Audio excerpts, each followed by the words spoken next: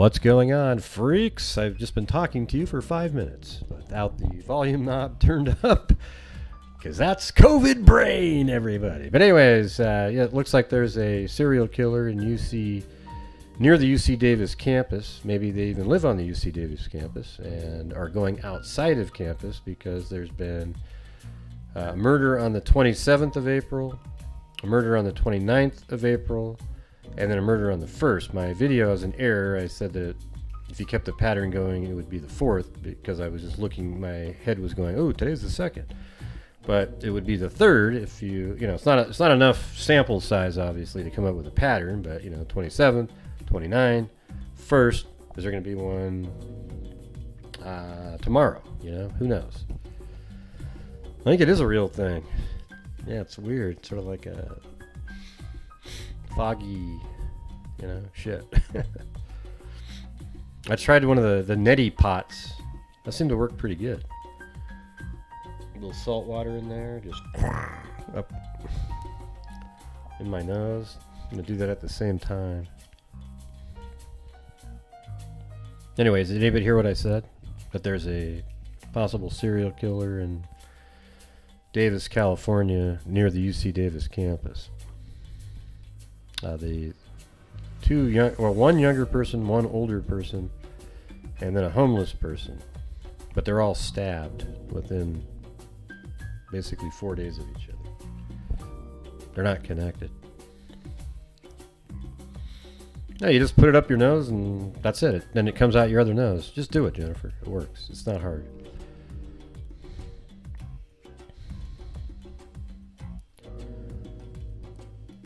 Yeah.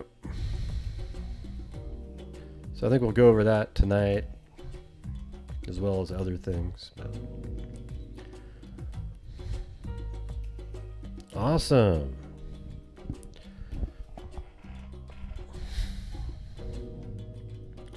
Hopefully let me check see if my Streamlabs is working.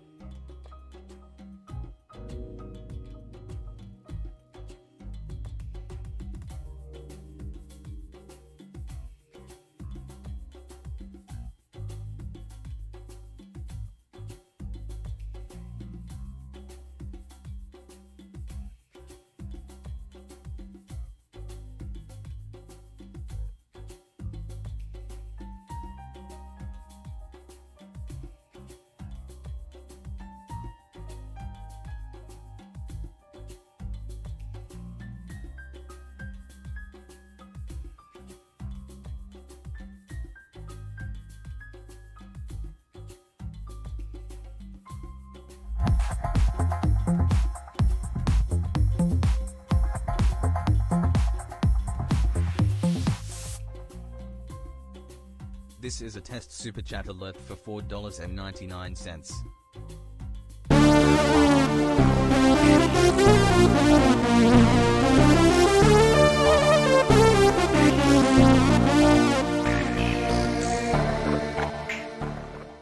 This is a test super chat alert for $50.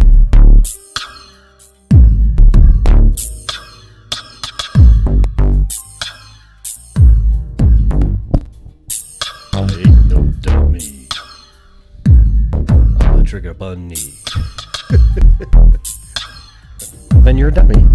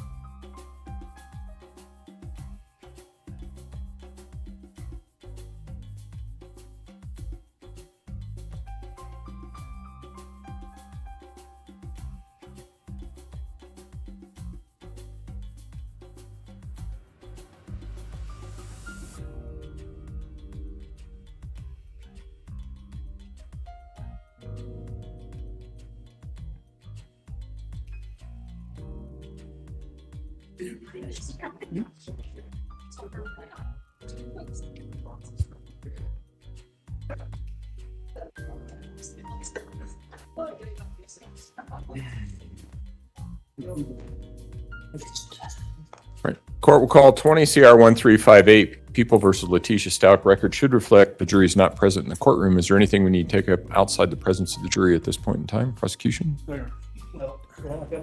Yeah, take that back. Sorry. Did I go down the line? Dr. Lewis before the jury comes in. So Yeah, Okay. Do we have Dr. Lewis she somewhere? is supposedly in transit. Oh, she's not here yet. She is not. Okay. Well, we won't be starting without her. So, all right. Aside from that, does anybody have anything from the defense? No, sir. Okay. Do we know what transit means? If we approach, Okay.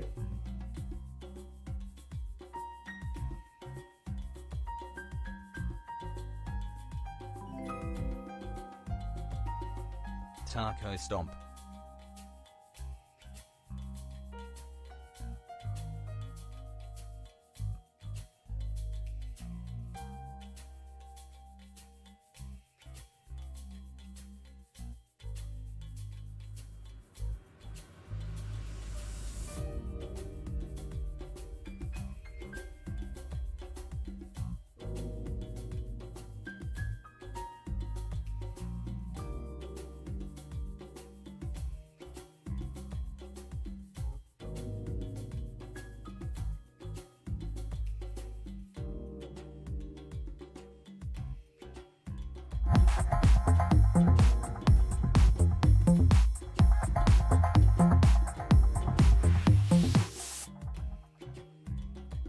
Oh no, Adani T.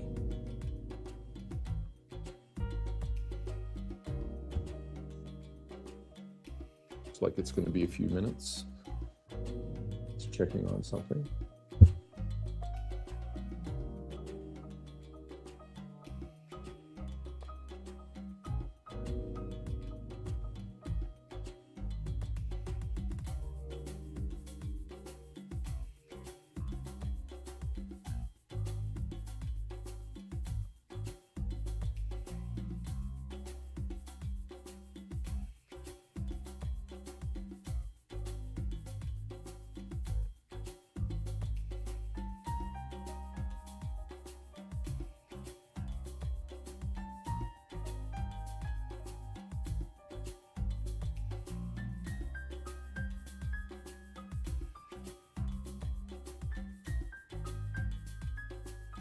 Counsel approach, please.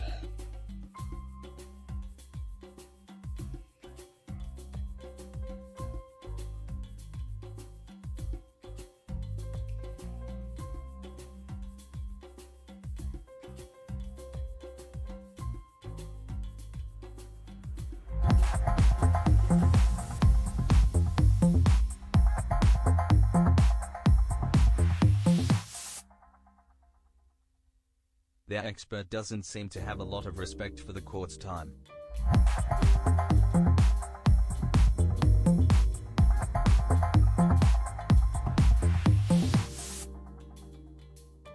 Taco Stomp Tuesday, Taco.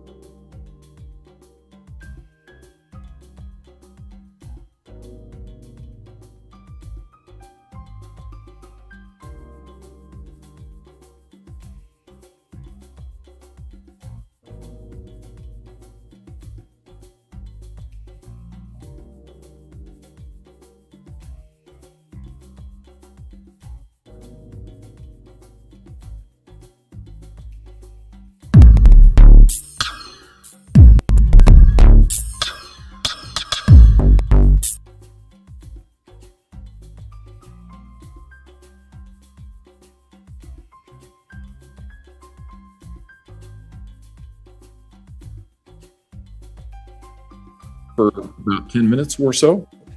all rise.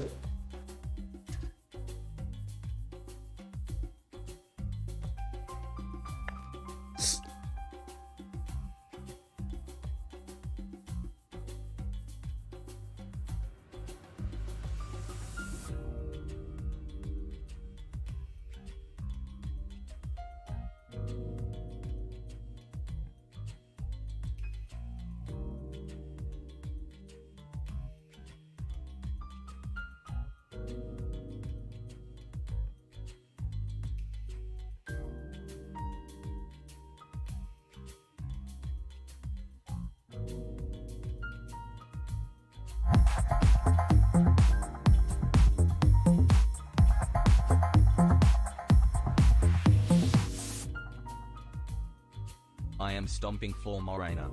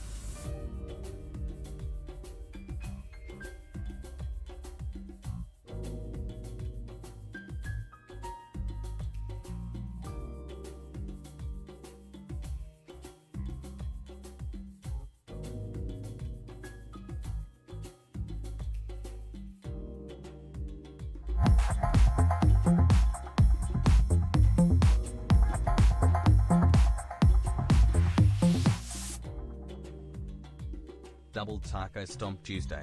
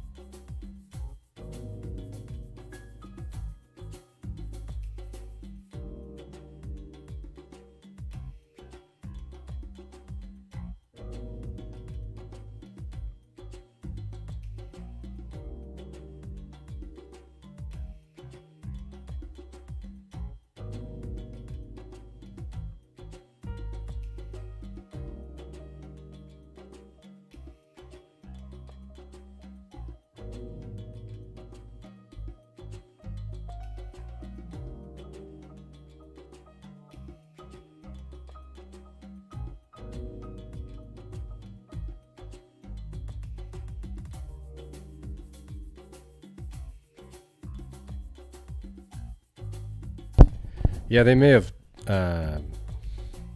told the witness yesterday, hey, you got to be there by 1:30. Because that's what normally they come back at 1:30, so maybe they planned for that. I mean, this is the first time that he switched it to 1 o'clock.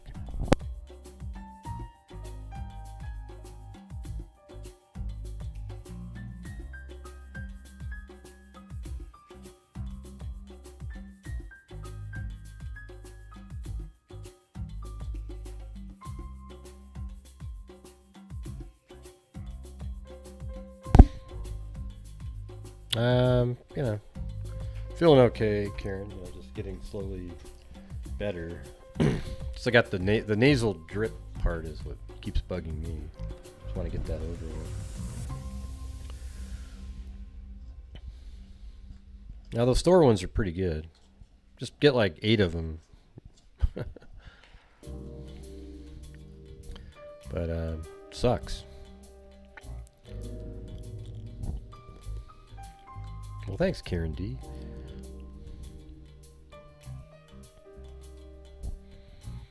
Baby stomp forever.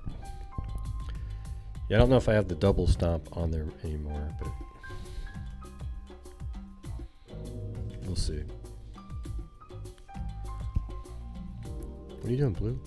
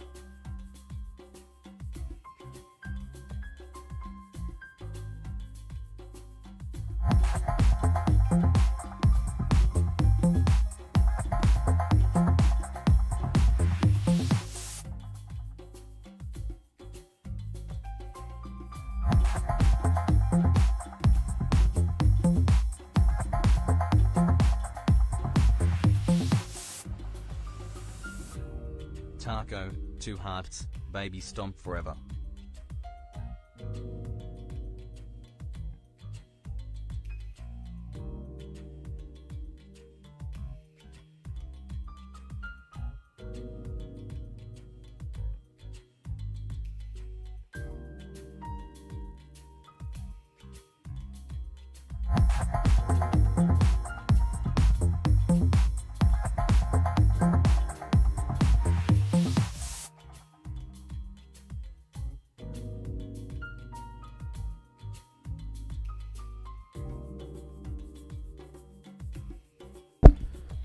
Thank you, Karen D, Renee H, Circa Then, and Catering Wench.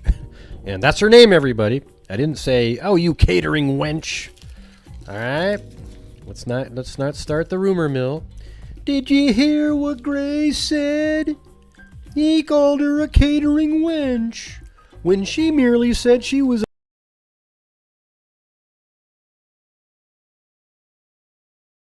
It actually says catering wench right there on her name. Okay.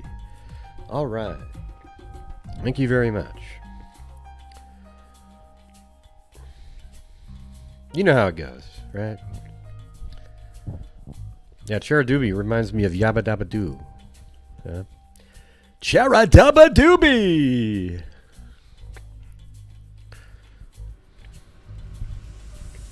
By the way, why did you name yourself Catering Wench? I mean, Jesus. I guess I could call myself the True Crime Jackass. There you go. All right.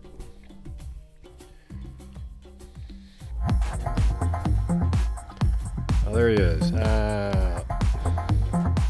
Catering Wench. See, everybody, it's on the screen.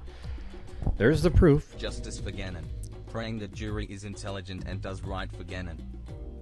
I didn't do Mary Lou's. Yeah. I didn't do a Mary Lou tantrum. Okay. All right. Court will call 20 CR 1358, People versus Letecia Stauch. Record should reflect the jury is not present in the courtroom. Our next witness, as I understand it, is Dr. Dorothy Lewis. Are you Dr. Lewis? All right. Your Honor, if I may, she's requesting to stay. That's fine. She has concerns about the step. Yeah, no, that's fine. Where exactly should I? I was trying to figure that part out, actually. Maybe right next to the witness stand? Josh. If we go over there, I can stand there.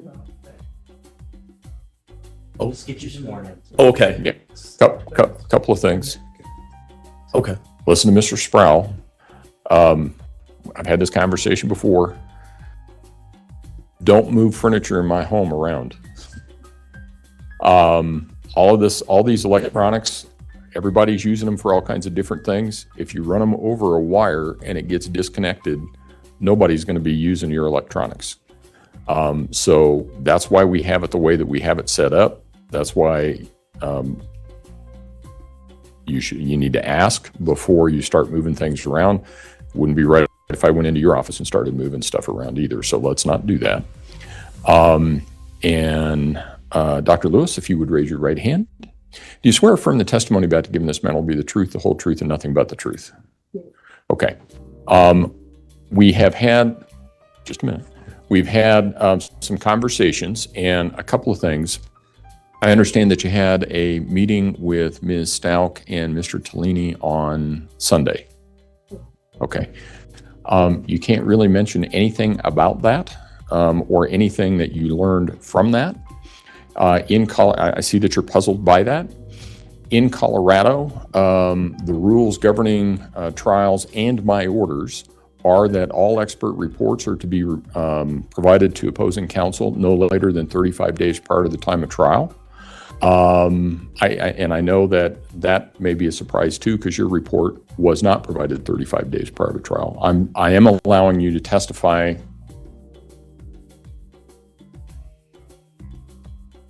to the matters that I have in your report, or that you have referenced in your report. I think it's dated. There's one that was February 13th and one that was March 16th. Thank you. So you can talk about things that are in your reports of February 13th and March 16th, but nothing after that. In addition, my understanding is that, and I'm not sure when this was discussed, but there was information that Ms. Stauch may have sustained a concussion, I think during softball, and may have had some of her teeth knocked out as a result of that. You can't mention that either, because that's not in your report either. But I will say this, you can, it's the first report, right, Mr. Tellini? It is. The only other thing I would just supplement regarding the softball, there's nothing in any of the reports about the teeth being knocked out. There was in the reports, specifically CMHIP, documented that Ms. Stauch said that she had concussions playing softball, and then in her Let me finish the advisement to the witness before we go down another avenue. So you do have in your February 12 letter, you do have a report that she was severely injured when a shelf fell on her head and knocked her unconscious. You can talk about that. That's all okay. And that she was taken to an emergency room, required a CAT scan, had a discharge with a diagnosis of brain damage. You can talk about those, but you can't talk about the softball incident. So with that,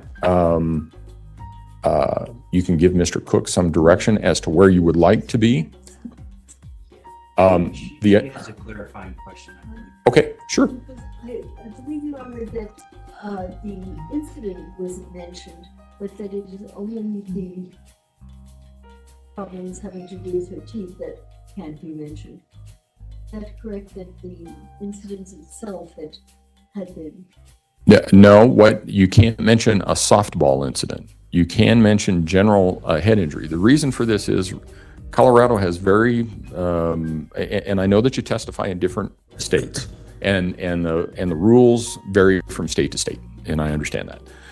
In Colorado, there are specific rules about disclosure of reports, and I've issued orders in this case, as I do in all, about expert opinions shall be disclosed, and the basis for those and the breadth of those. And typically, that means that if it's not in your report, you don't get to talk about it. And I've looked through the report. There's not a mention of a softball incident in your report. There is a mention of the shelf falling on the head. Mr. Tellini, in a minute, is going to tell me that you should be able to talk about the softball incident because it's mentioned in a CMHIP report. I understand that, but you don't have any opinions in any of the reports that you issued that reference how the softball incident play into your opinions. Does that answer your question? Okay. Okay. And we have two options, maybe. You can sit next to it. Said she, with this system, she might be able to get Would up it- there. No, she's fine. Okay. Would it be okay if I finish my whole Oh, yeah. statement? Okay. Yeah. All right. We have two options. We can sit you next to the witness box, and we can put that microphone closer to you so that you're not having to hold a microphone. Mhm. The other option is that we have a microphone and I don't know, I guess, and you would have to hold it in your hand when you're talking. So it's up to you. Some people might find that uncomfortable. I've never done it. Don't think I would ever want to, but it's up to you.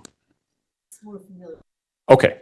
All right. So, and I don't, those steps on that witness stand are tricky. That's why you'll see that they have tape on them, so that, because we've had people fall out of them and fall into them and all of those sorts of things. So it's up to you, whatever you think is more comfortable. I will tell you that that chair does not move. It swivels, but it doesn't move forward. And I don't think it rocks either. So it does. Yeah. So it moves forward a little bit. So it's up to you how you think you would be more comfortable. So just tell Mr. Cook what you want to do.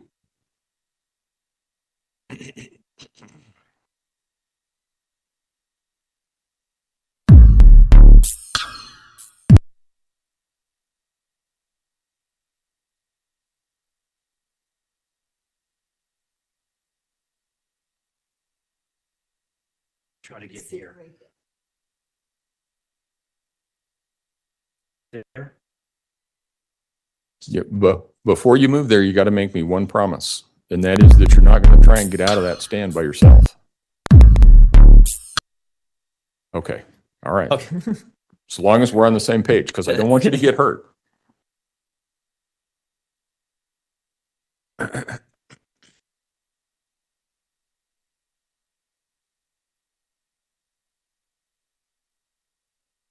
Okay. And then, That works. does that work? Okay. All right, let's go ahead and bring the jury in then.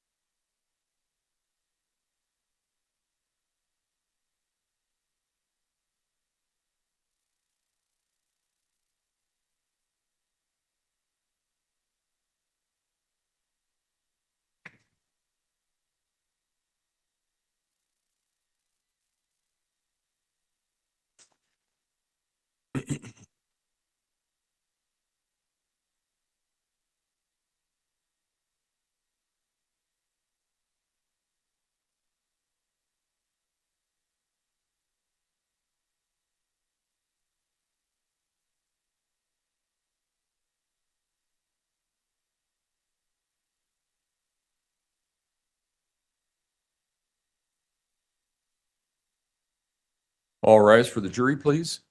Dr. Lewis, you can stay there. That's okay.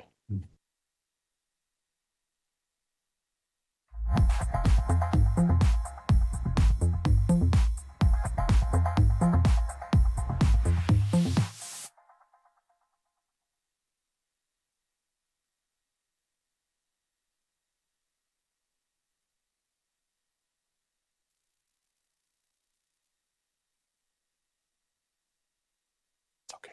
Thank you. You may all be seated. Court will recall 20 CR 1358, People versus Letecia Stauch. Record should reflect the jury has returned to the courtroom. And ladies and gentlemen, I think you will note that there is somebody in the witness stand as opposed to having us call that person up because of Dr. Lewis's physical issues. We brought her onto the stand ahead of time. You can see that there's a wheelchair by her as well. So she's already been sworn in. And with that, Mr. Tellini. All right. Good afternoon, Dr. Lewis. Good afternoon. Could you please state and spell your last name for the record? Dorothy Otnow Lewis, Lewis, MD. Okay. And Dr. Lewis, we're going to talk a little bit to start off with about your education and then some of your work experience that has given you insight into some of the issues that we're going to be discussing and then some of your other qualifications. Is that okay? Fine. All right. Where, Dr. Lewis, did you go to undergrad? I went to Radcliffe College of Harvard University. And was there a rank in which you graduated from there? Was there a rank in which you graduated? Were you magna cum laude? I was, magna cum laude, right. Yes. And what does that mean? That's with high honors. Okay. And after graduating from there, where did you go to school next? I subsequently went to Yale University School of Medicine. And do you remember what year you graduated from Yale University School of Medicine? In 1963. After you graduated from Yale Medical School, where did you go next? Did you do a fellowship or what did you do next? After graduation, I received a fellowship from the National Institutes of Mental Health, and it was a research fellowship, and in which I was studying the ability to measure an individual's capacity for intimacy, for the ability to relate warmly to other human beings or empathically to other people. And how long did you do that for? For a year. Okay. And what did you do after that? After that, I did an internship in pediatrics. And how long did you do that? For a year. For a year. And what did you transition from your internship in pediatrics? Where did you transition to next? I then did my adult psychiatry training at the Yale University School of Medicine in the Department of Psychiatry. Okay, so then you went back to Yale to specialize in psychiatry, correct? Correct. And how long were you at Yale Medical School the second time? Endless. Okay. It was 2 years in adult psychiatry, and then I did 2 years in child and adolescent psychiatry. Okay. So that would be a total, I think of with 4. medical school, quite a few years. Okay. And then with your training specifically in adolescent and pediatric psychiatry and psychology, what did you use? Where did you take that training and where did you go to next? When I studied adult psychiatry, I did my first year of training at the West Haven VA hospital. And then the second year of adult training was completed at Yale New Haven, mostly on the inpatient service and in part on the outpatient clinic. What kind of stuff did you see when you worked with the VA? Everything. Everything. Yes. It was primarily men, and it was individuals who had varying amounts of experience and time in the service. But it was an inpatient service, and much of the time I was on a locked service because it was with patients where there was a risk to themselves or perhaps to others, were in an open ward. Okay. And then after that, did you move on and do other stuff in either pediatric or adolescent psychiatry? Yes. After the adult training, I spent 2 years at the Yale University Child Study Center, and this was actually most of the training there was outpatient training in diagnosis and treatment of children and adolescents. And at some point in time, did your training in pediatric and adolescent psychiatry come to kind of intersect to some degree with the court system? Yes, Could you explain that for us? yes. During my training in child psychiatry, I became interested in the juvenile court in New Haven. And so I began by just spending one day a week at the juvenile court, just sitting, listening in, and being available if there were any way I could be useful. And at that time, it became clear that the court was handling some extremely emotionally, psychiatrically, sometimes medically, neurologically disturbed children and their families. And what is more, they really had no services to offer these people. So what I did is I collaborated with the head of probation and also with the chief judge at the court, and we applied for a grant to create a clinic at the juvenile court in New Haven. And to the best of my knowledge, I think it was the first court clinic, period, psychiatric clinic in Connecticut that had ever been. I could be wrong, but I'm pretty sure that it was. And to the best of my knowledge, I worked there for quite a few years, and it has continued to be funded, and it continues to exist. Exist even today? I think so. Okay. Were there a time then when you kind of moved from working with adolescents to an older population with psychiatry? Yes, I'm trying to think of any exact of when that occurred. Well, do you remember being invited to join either the facilities of Columbia University or New York University or NYU? Well, there was another year in between there. Oh, well, what happened in that other year then? I'm sorry.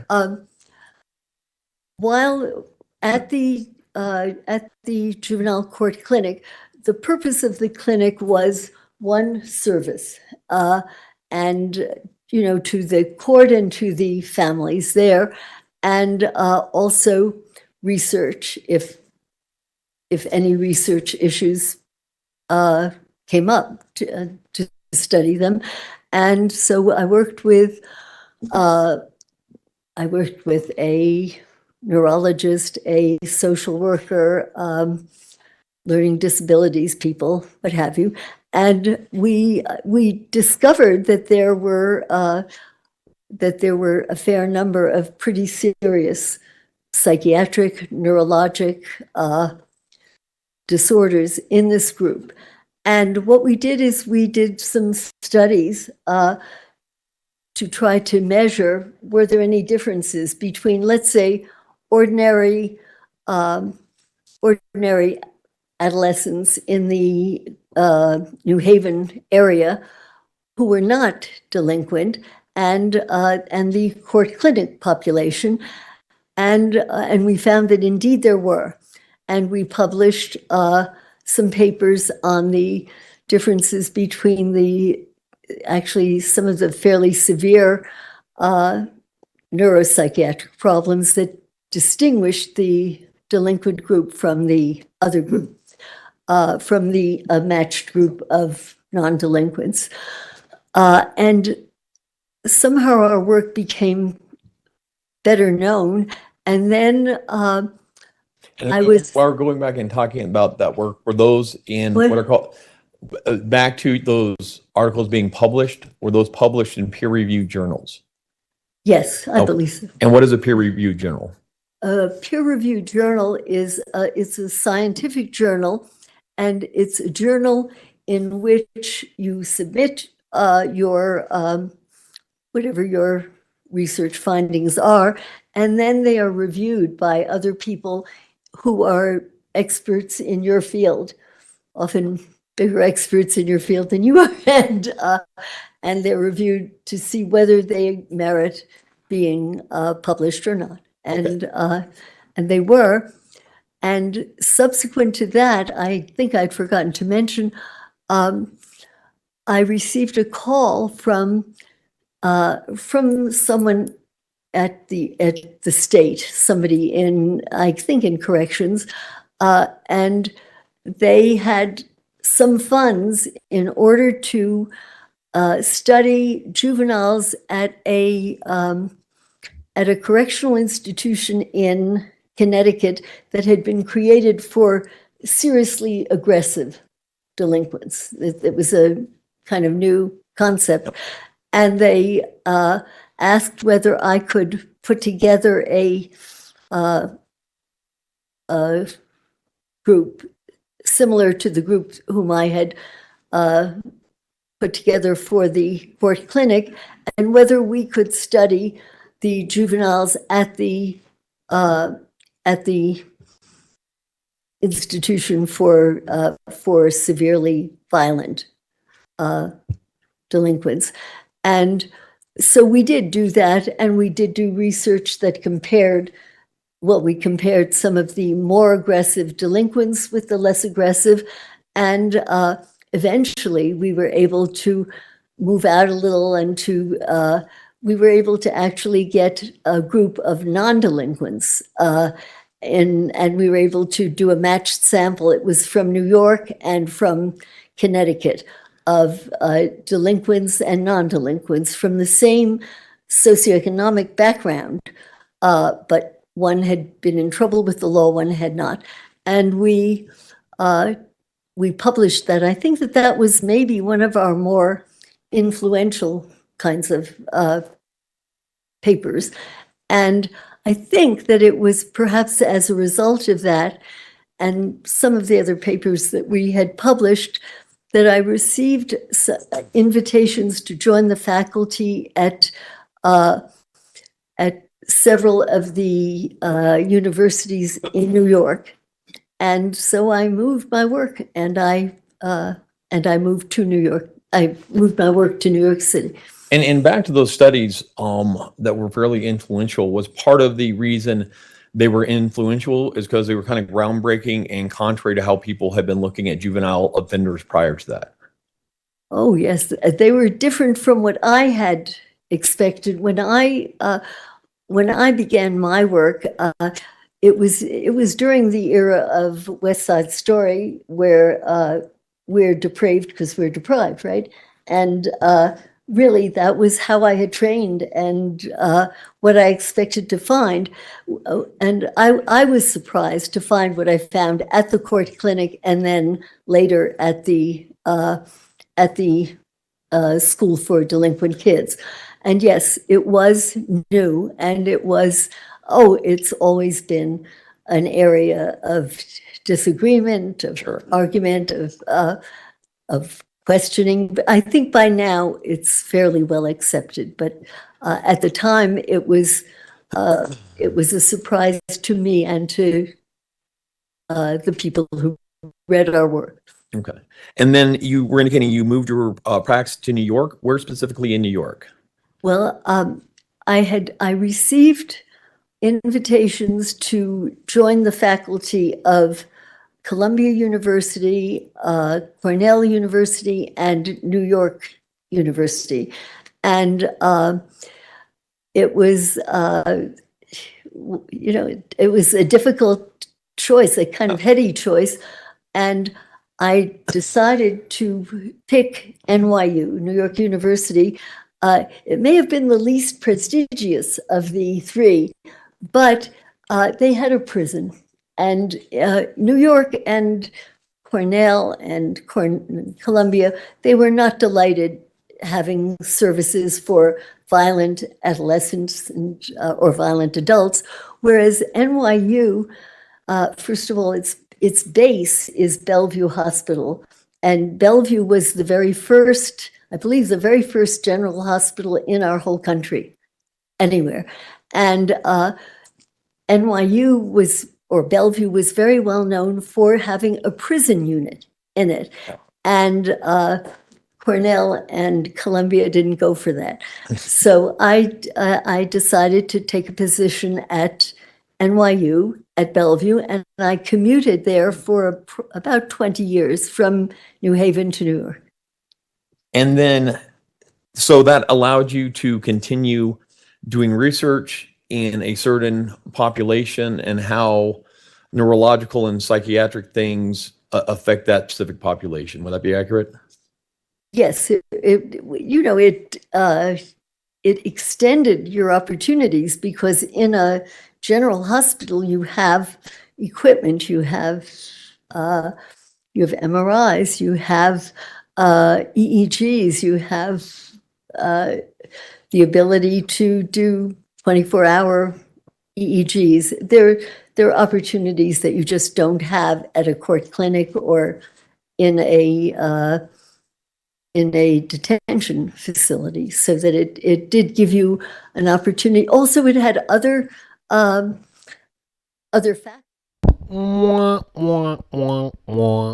Hey, look how interested Letecia is now. Boy, everything's so fascinating and curious, It's amazing. You had other people you could ask and you could consult with, so that it was an ideal place to try to do research on. By this time, the research was on the correlates of violence and the distinction between what perhaps creates a violent individual and what kinds of things may be protected from violence. And did you continue, so you continued to do research, and did you continue to have articles published in peer-reviewed journals? Yes.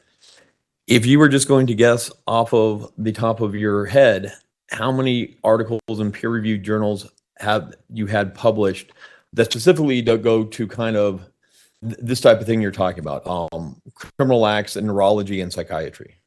Well, almost all of them are in that field.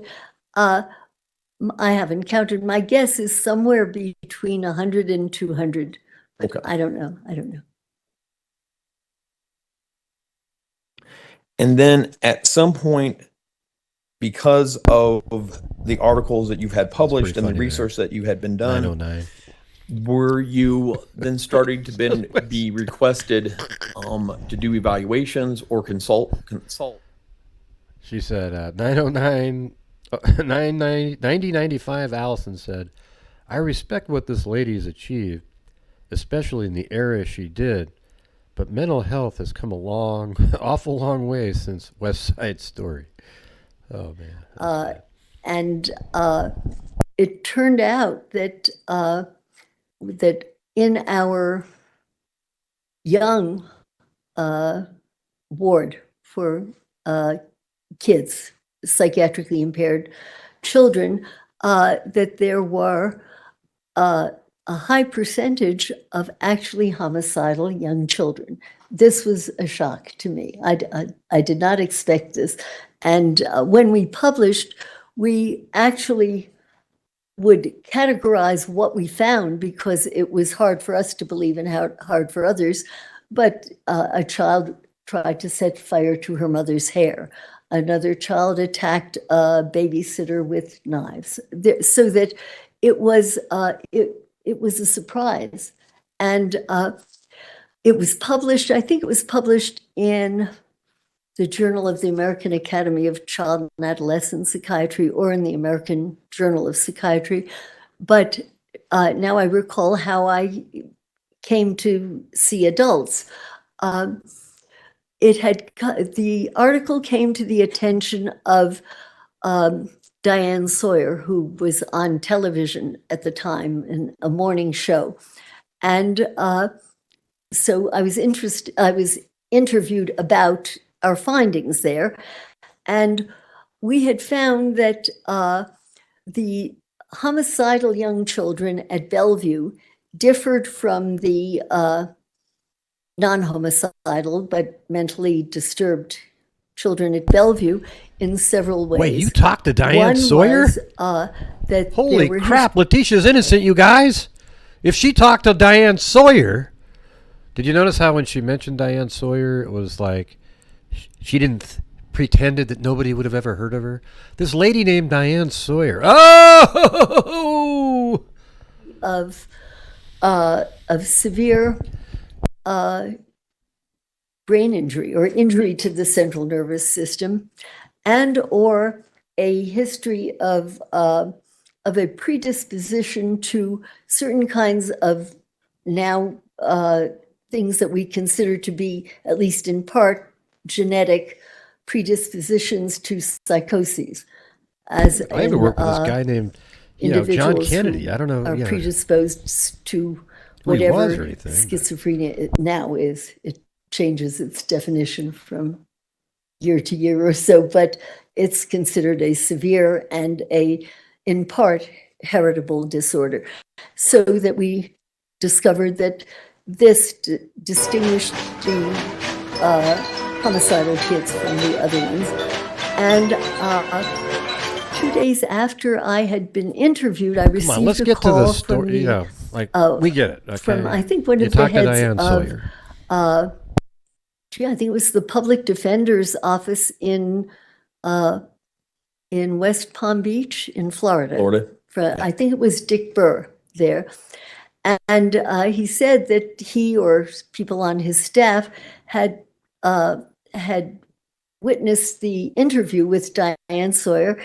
And he said, I think I have a case in my group that sounds so much like the children you described. Would you be willing, he happens to be on death row, would you be willing to come down to Florida and examine this person? And I said, sure, yeah. And so I did go down, and I did as careful an assessment as I could. At the time, I did not have all of the assistants, like the neurologist I worked with, the psychologist, what have you. But by God, the gentleman that I saw resembled these kids. Hi everyone. And Delphi. that was that. And a few months later, I received another call. I believe, again, it was from Dick Burr. And he said, I think we have another inmate. And I think his group was responsible for all of the death row inmates at West Palm Beach in Florida then. And would you come down and see this person? And I did. The thing that I remember most about that particular individual was that he had a dent in his skull. We tend to do neurologic as well as psychiatric. What does this have to do with a damn thing? Could you get on with it, man? With a cart and a horse. And you don't get much better data than that in terms of documenting injury. And we did find that, yes, there were similarities again. And so, again, we pulled together a few $1,000s. And then I was able to recruit a neurologist, Dr. Jonathan Pincus, and a learning disability specialist, Barbara Bard, who taught at one of the colleges in Connecticut, and a psychologist, I do not remember at the moment who it was. And what we did is Dick Burr had us evaluate all of the death row inmates that were in his group or his assignment, with one exception. And the one exception was there was one inmate there who had been diagnosed as having a severe psychotic disorder.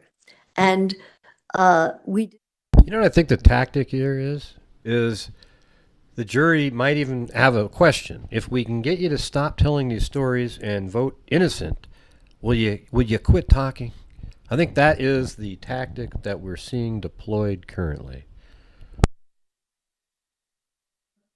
All of the Death row inmates, the death row inmates in his group, and we published that study, and I think that was published in the American Journal of Psychiatry.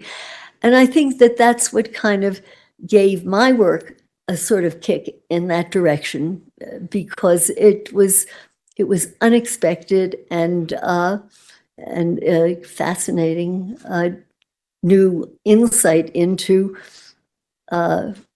some of the things that go along with homicidally aggressive behavior. And since that time, could you estimate how many criminal cases you've been asked to do evaluations on? Oh dear, I don't know. I'm not certain. I would have to guess somewhere between 1 and 200 or more adults on death row by and large, but I'm not sure. It could be more. And a significant portion of those cases that you were brought in to do the evaluations on were death penalty cases, correct? Yes. Okay.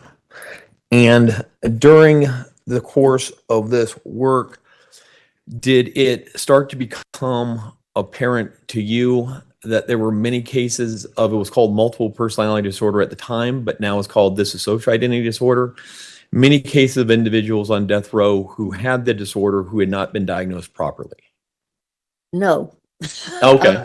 In part, when I say no, that doesn't mean that it didn't exist. What it means is that when I trained, that the very diagnosis was up for grabs, and perhaps it still is. It depends on the experience, the sophistication, the training of the individual. But I had been trained to be very skeptical about the existence of this kind of disorder, and so I have little question, but that maybe over the first quite a few years that I worked on death row or worked with very dangerous people, I think I missed the diagnosis. Because you can't see what you don't believe exists. You just can't. You miss it, and so that I'm fairly certain that it existed, but I didn't. But as the paychecks got larger, I was able to start seeing these exact things. It's amazing. As I was confronted with more obvious kinds of cases, and also sometimes people had diagnosed something before I had, and when I was asked to evaluate the individual, I became more aware of what this disorder was like. But no, when I first went into this field, I did not have any idea that I would be seeing this, nor did I think it existed really. And then through your training experience over the years, you were able to recognize it and diagnose it more often. Would that be accurate? Yes. Yes, especially when I became a consultant. What I tended to do, because I was aware of my own skepticism, we do not often videotape our interviews. It's not usually possible. It's a very complicated thing in a prison. But what I did do was, if there were cases where I said, nobody is going to believe this, those were the cases that I would say, let's videotape these and then leave it up to whoever sees it, if it's a jury, if it's other clinicians. But so it was at that point that we started to at least videotape some of our more problematic cases, and then you could start to document more of the objective signs, symptoms, behaviors that led to that diagnosis. And have you published peer-reviewed journals on either multiple personality disorder or dissociative identity disorder, as is now known? Yes. Do you know how many? No, Okay. I don't.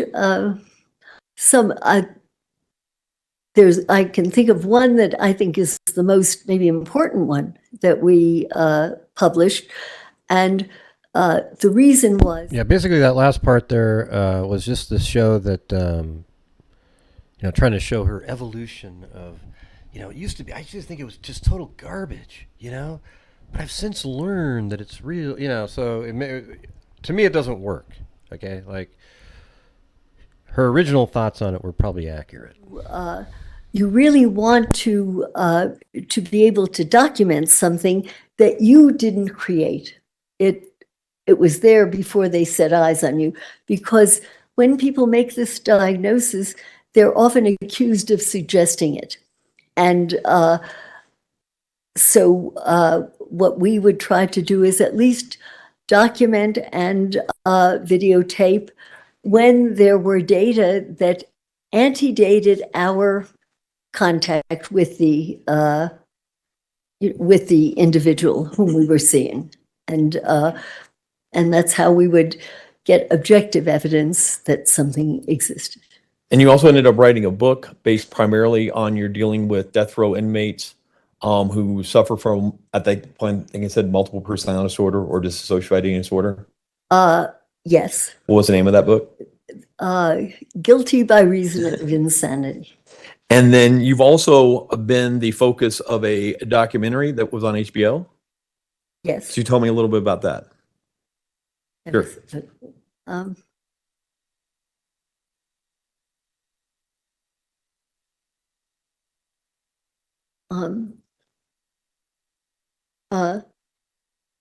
Our work became better known. Better known in certain circles, I guess. And a producer named Alex Gibney became aware of my work and just contacted me to try to get consultation on a mini series that he was going to be creating with Laura Dern, with the actress. And she was going to play a woman psychiatrist who saw death row inmates. And somehow he got my name and interviewed me. And I brought with me some of the tapes that we had made of some of the more interesting cases that we had had. And after, 2 or 3 sessions working together, he said, Dorothy, I don't want to do the mini series. I want to do a documentary on you. And it was a staggering occurrence. And of course, I said, fine. Yeah. And so we worked on it together for about 4 years. And alas, it came out, I think, the very first day of COVID, a disaster. And it now it's on HBO, and it can be seen, and it's called Crazy Not Insane. So the same title as your book? I beg your pardon? The same title as your book? No, the book is Guilty by that's right. Reason of Insanity, and the documentary on HBO is Crazy Not Insane. Have you ever been qualified to testify as an expert in a court of law? Yes. Do you know how many times? No. What are some of the jurisdictions that you've been qualified as an expert? I can tell you states. Sure, that would be. Let me just name a few. Let's see, the state of Washington, California, Texas, Florida, Louisiana, Kentucky, New Jersey. And do you know what fields have you been qualified to give expert testimony in? What fields? In what fields? As a clinician, in a clinical psychiatrist? Yes, as a psychiatrist. I think that I've been asked, particularly when there have been issues of psychiatric and neurologic combinations of disorders or questions, because, well, obviously the brain and the mind are connected, and so that your training is in both fields. In psychiatry, 2/3 of your exams are in psychiatry, 1/3 in neurology.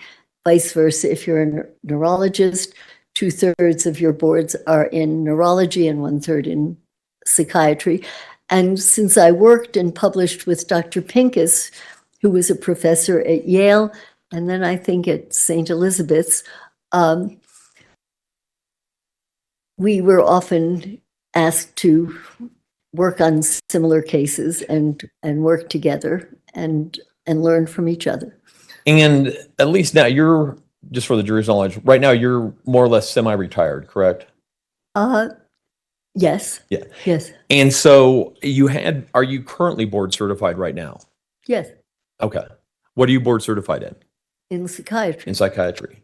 Your Honor, at this point in time, I would offer Dr. Lewis as an expert in psychiatry and ask her to be allowed to issue opinions in accordance with. Prosecution May I vote aye, Your Honor? on qualifications? Yes. You may.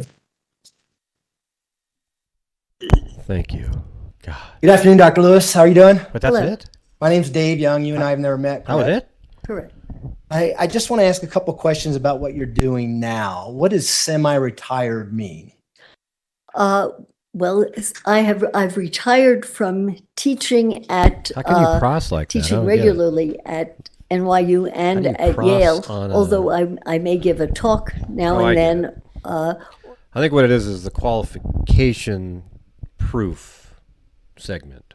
So you can cross on that. I'm working on analyzing They didn't data. agree We have that she was a qualified. great deal of data that have never yet been analyzed, so that I'm working on that and working on writing and on occasion accepting a case such as this to assist in the diagnosis or it's usually of a violent individual. And when you testified earlier about certain circles recognize you as an expert in the field, what did you mean?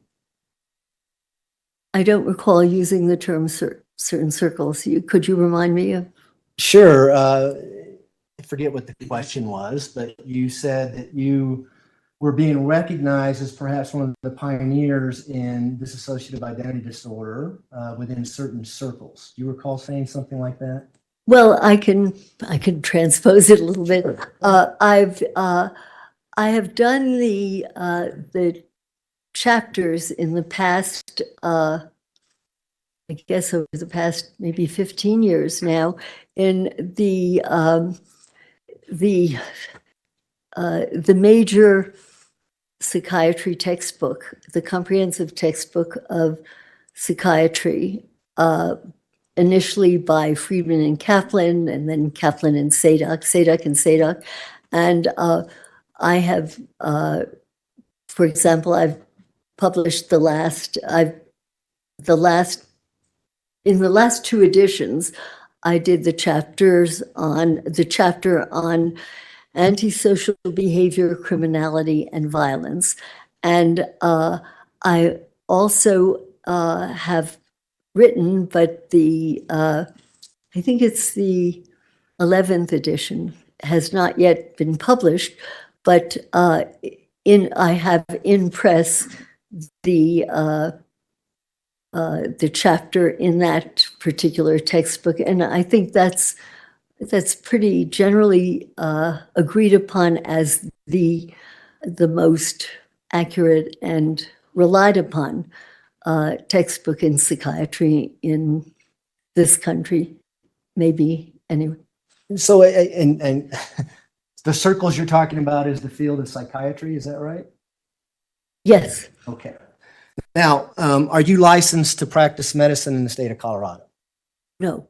Are you licensed to practice psychiatry in the state of Colorado? No. Are you licensed to conduct forensic examinations on defendants charged with criminal cases in the state of Colorado? I believe I'm recognized as an expert and permitted to do that, but I don't have a license in Colorado. I've tried to maintain, for the most part, licenses where there is reciprocity. And all these states where I have mentioned, I'm not licensed in each of them, but usually on the basis of places where I've for years, I continued having a California license, a New York license, and a Connecticut license. Hey, if you go to sleep as Maria, do you dream? Maria dreams? And then when you wake up as Letecia, do you remember Maria's dreams? Testify there, but I do not hold a license in each of these states. And indeed, I'm now just retaining my New York license because it's fairly expensive to have a license state. And if should I need to, I can, I can reapply, and there is reciprocity usually. So we're clear, the answer to my question was no? Well, the answer is I don't have a license here, no, but I've been permitted to testify in cases in states in which I do not maintain a license, because it would mean 50 licenses. But it would also mean that you would be regulated, right, by those state agencies that regulate psychiatrists who are licensed to practice in those states.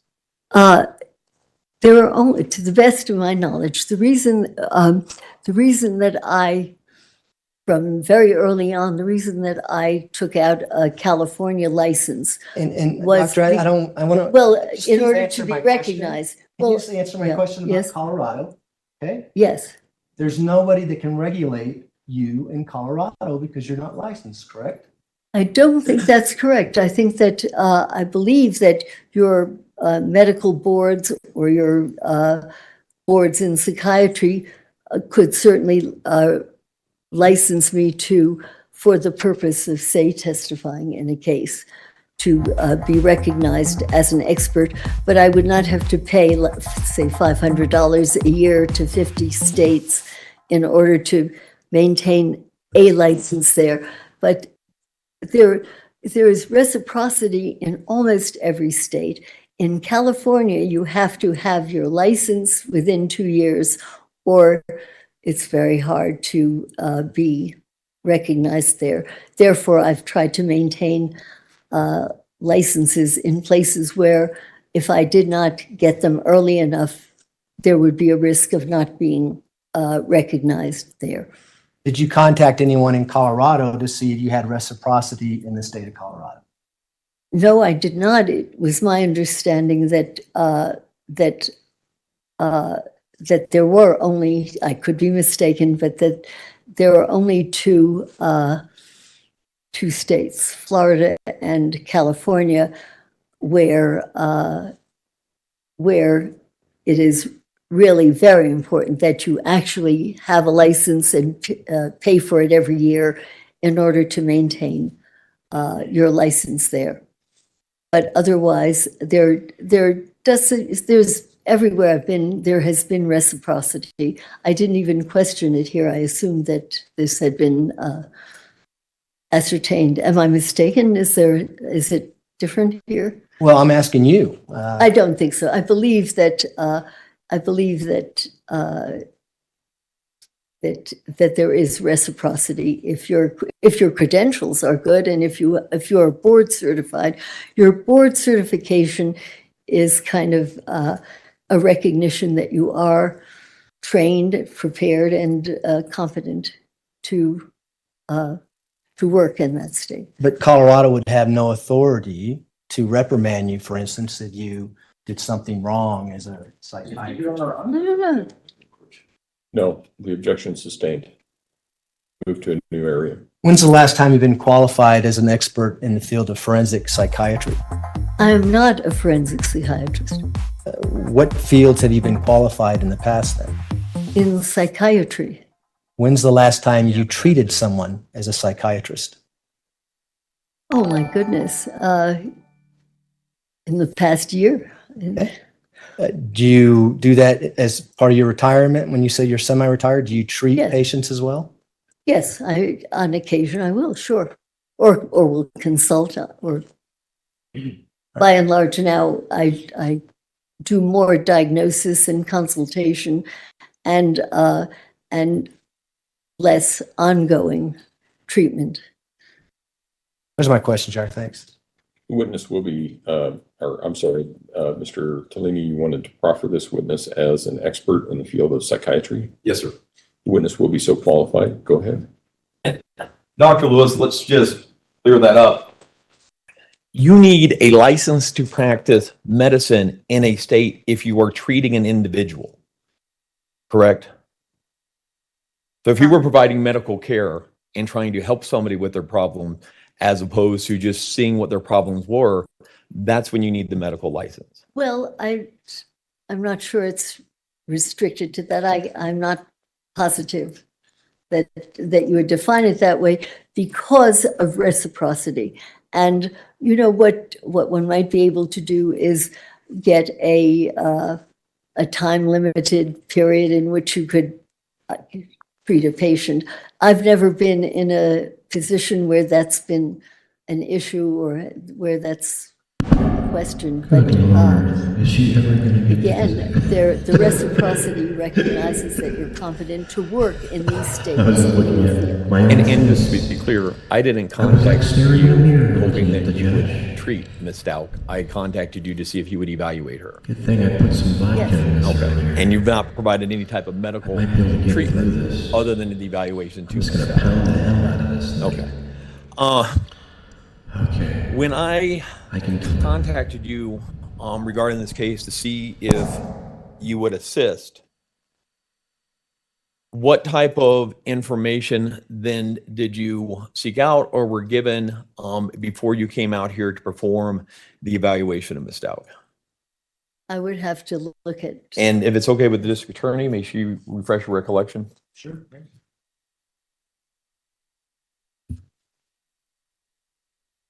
Okay. In addition to interviewing for 14 hours. Yes. And consulting with a social worker, investigator with you, and reviewing the reports of Doctors Torres, Gray, and Grimmett. I've looked at incarceration records and nursing records and these kinds of jail documents. I've looked at correctional psychiatric records and also at whatever records were produced by clinicians who were working with the prosecution. And I've reviewed nursing notes, handwriting samples, signatures of Letecia, and I've looked at whatever medical records were available, police reports, FBI reports, the autopsy report on Gannon, and a review of the prosecution's witness tapes. Okay. And all in all, that I believe it was about 6 different binders full of paperwork that we actually mailed to you. Yes, Does that sound about right? I think so. And so it was quite a bit of information that you reviewed even before going to see Ms. Stauch. Hundreds of pages. One of the things that did some of the unusual facts of this case kind of perk your interest at all? Could you clarify? Well, as far as the violent nature of the assault on an 11-year-old boy, the fact that he was transported to Florida, the fact that Notice the meeting. No, I think witness asked whether he could clarify, overruled. the account of the different. Could you start that sentence over? Sure. As far as unusual things that kind of perked your interest, so to speak, the violent nature of the offense, of the assault on the killing of the 11-year-old boy, the way in which the body was transported to Florida and disposed of, the numerous different stories that Ms. Stauch had given trying to explain the disappearance. I wouldn't characterize it as piqued my interest. When I get a case, I study what is in front of me, and there are many different details in a case that are far more interesting than whether somebody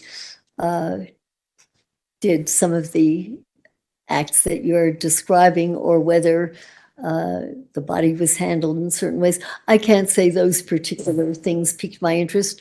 The case itself it's always interesting because it's not,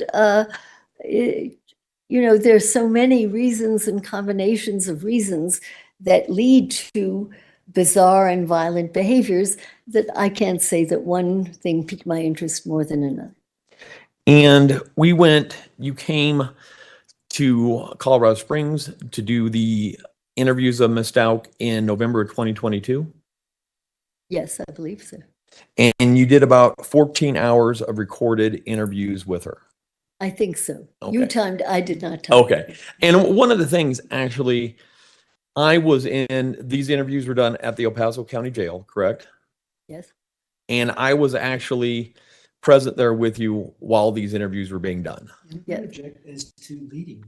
That part is, you can ask her who was there. Who was I there? Yes. Was there a reason that you wanted me there for these interviews? Yes. What was that? Well, for a couple of reasons. One reason that I very much like an attorney or attorneys or people involved in the case to be there when I'm there is I want them to see what I see. I don't want it to be my description of what happened because my way of seeing it may differ from your way of seeing it. And therefore, I want the person to see it, particularly in unusual cases, in the sense that cases where people will be skeptical of findings, for example, in dissociative cases. These are cases that, as you know, are areas where there's a lot of skepticism and a lot of questioning. So that I like the attorney also because he's going to be presenting the case. I may not have anything to do with it. He may fire me, but he's going to be involved. And so I like the attorney to be there. And then there's one other reason. It's safer that way. And it's taken me a while to learn this. When I was a whole lot younger, I was a whole lot sillier and a whole lot braver. But I like to have attorneys there or someone there with me so that I'm in a safe place and I can relax and do my thing. Were there any precautions taken about where I was seated to kind of prevent me from influencing things? Well, I can tell you what I do all the time. Yes. Okay. Okay. And I assume I did this with you. And again, I didn't always do this. Okay. It came by hard knowledge. I had worked on cases where the attorney sat wherever he felt like sitting. And there was a particular case where I was sitting facing the defendant at the time, and the attorney was seated behind me, so that he and the defendant saw each other eye to eye, and I didn't see what the attorney was doing behind my back. And it became clear to me after a while that something was going on there, nod, nod, wink, wink. And it's not like me to do this, but at some point, if I may be less than polite, I said, wait a minute, cut the crap. Yeah. I said, what's going on here? I said, if you two have stuff you want to talk about with each other or whatever, go ahead. But it was clear that there was communication going on there, and I could not rely on what the defendant was saying, looking at me. And I left the room. I said, I'm going to get up and leave now, and you two talk about it. Go ahead. And bye, Beth. I'll be back, Tapping and out. maybe we'll go on, maybe not. And I waited for a while, came back in, and they said, yeah, they would stop this. And then I changed the positions so that You know, like you're being pummeled, and you tap the guy on the back. That like MMA fighting. I'm tapping out, guys. I got to get the hell out of here. Attorney was doing, so that there was no, as far as I could prevent it, there was no communication between the two of them. And so I did, if memory serves, this was recent enough so that I knew enough to place you. Is that correct? Is that where I did place you? Well, and we have a stipulation for all the 14 hours of video has been admitted. And so if the jury wants. And I also bought this dog one time, and its name was Barney. And it was a really cute dog. And one time I brought it to one of my sessions. And the criminal, he really liked it. And I thought that eased his mind a little bit. And then he didn't want to fight me. So sometimes I'll bring a dog and sometimes I'll bring an attorney. I'm just not sure. But it's really helpful to do something different than when you're, oh God. To admit People's Exhibit 729 through 734. 729 is an interview that took place on November 15th, 2022 in the morning. 730 is an interview that took place on November 15th, 2022 in the afternoon. 731 is an interview that took place on November 16, 2022 in the morning. Exhibit 732 is an interview that took place on November 16, 2022 in the afternoon. 733 is an interview that took place November 17, 2022 in the morning. And finally, 734 is an interview that took place on November 17, 2022 in the afternoon. I'll just give these to the court reporter. Yeah, that'll be fine. Then exhibits 729 through 734 will be admitted. Mr. Tellini, go ahead. Thank you. Those are in CDs, not thumb drives yet. They're thumb drives actually because they're larger. Oh, all right. Okay. All right, Mr. Tellini. All right, and Dr. Lewis, before we kind of delve into the subject matter of those 14 hours of interviews, I want to talk about some things more general. I want to talk first about disassociation. And what is disassociation? It's not an easy question. It's first of all, disassociation is not like one single fact. It isn't like a strep throat and that's it. There's a germ. This is what causes it. This is what cures it. Dissociation seems to be a continuum of the way in which the human mind works at different times. And we all, at times, dissociate. An example that many people will give will be if you're ever riding along a highway. I know I've done this where you're riding and you're thinking about one thing and you pass the exit where you were going. You intended to do one thing, your mind was on something else. And so you were somewhat dissociated from what was actually happening in front of you and then realized your mistake and corrected it. So that would be on a very ordinary day-to-day type of behavior. There's nothing abnormal about it at all. And at the other end of that spectrum is something that now is called DID. In the days when I started training, it was called MPD, or multiple personality disorder. And there, I can tell you what it seems to be and the way in which I understand it now. We do not have a good understanding of the physiology of it, of the, the way in which the chemistry of the brain works. We don't have a perfect understanding of the way in which the neurotransmission works. There's a lot more to learn about it.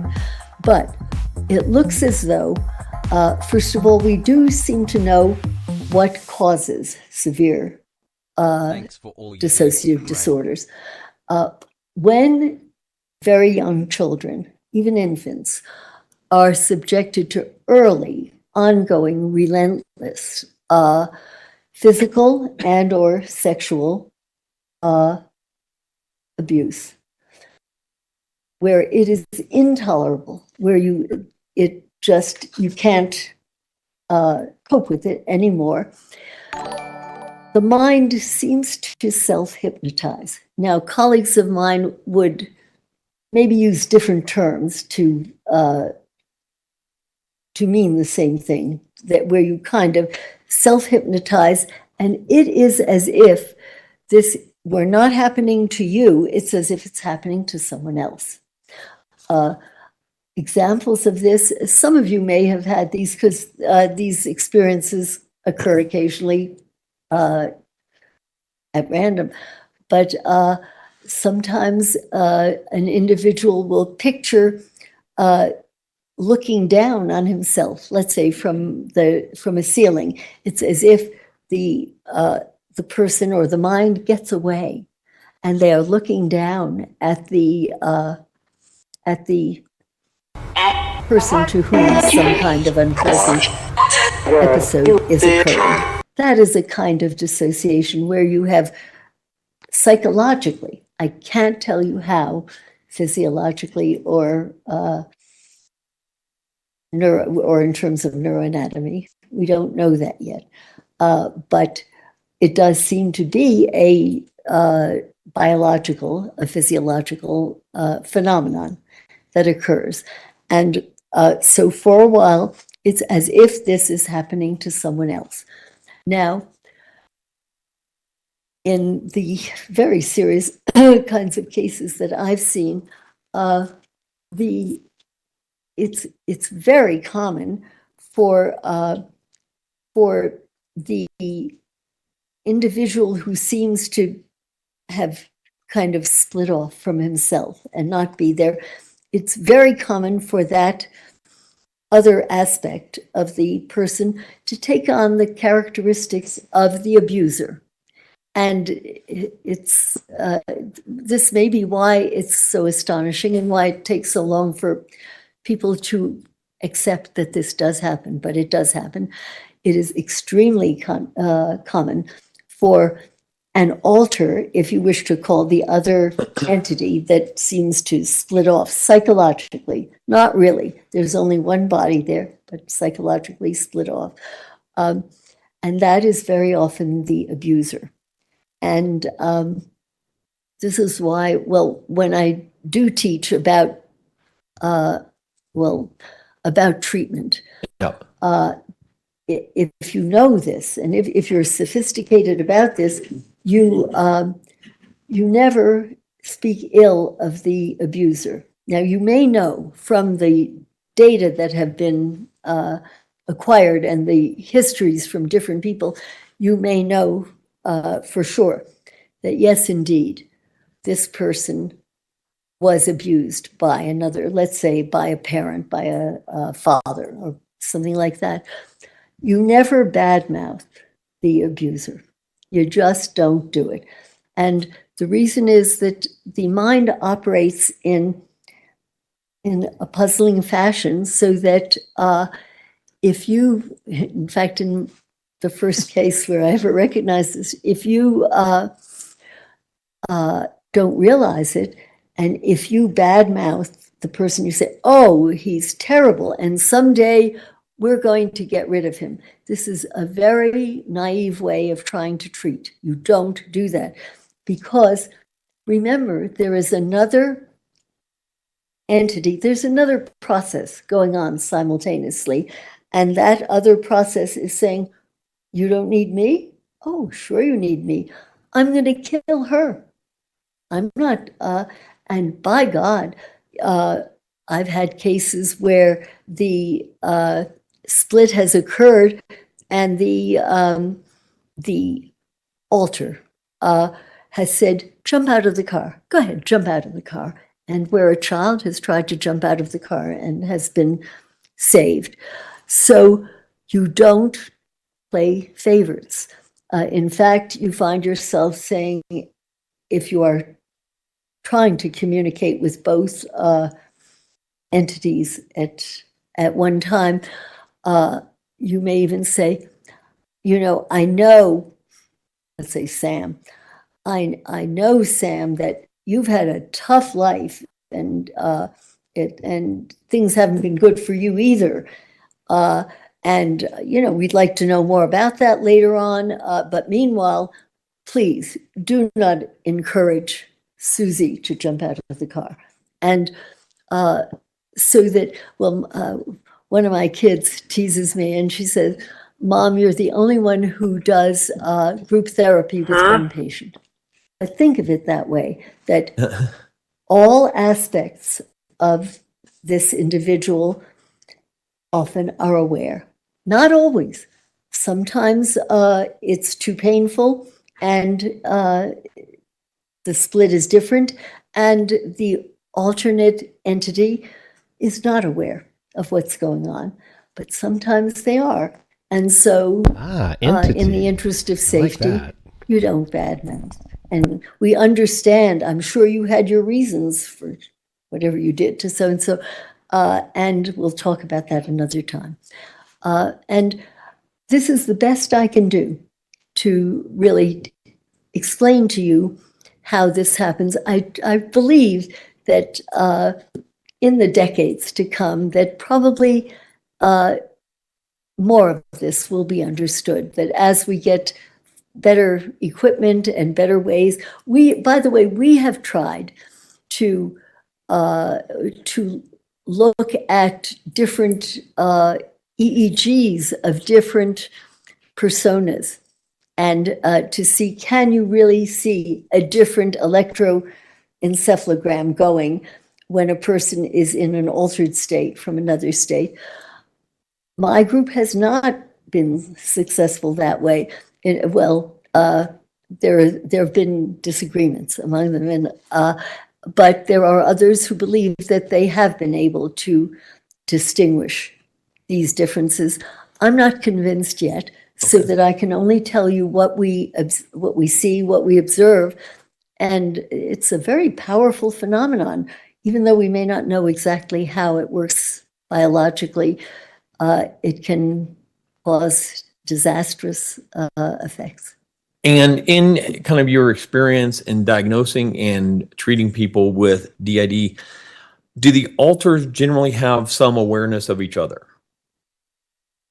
Or does that vary? It varies. That's such a good question. It does vary. Which is, well, why?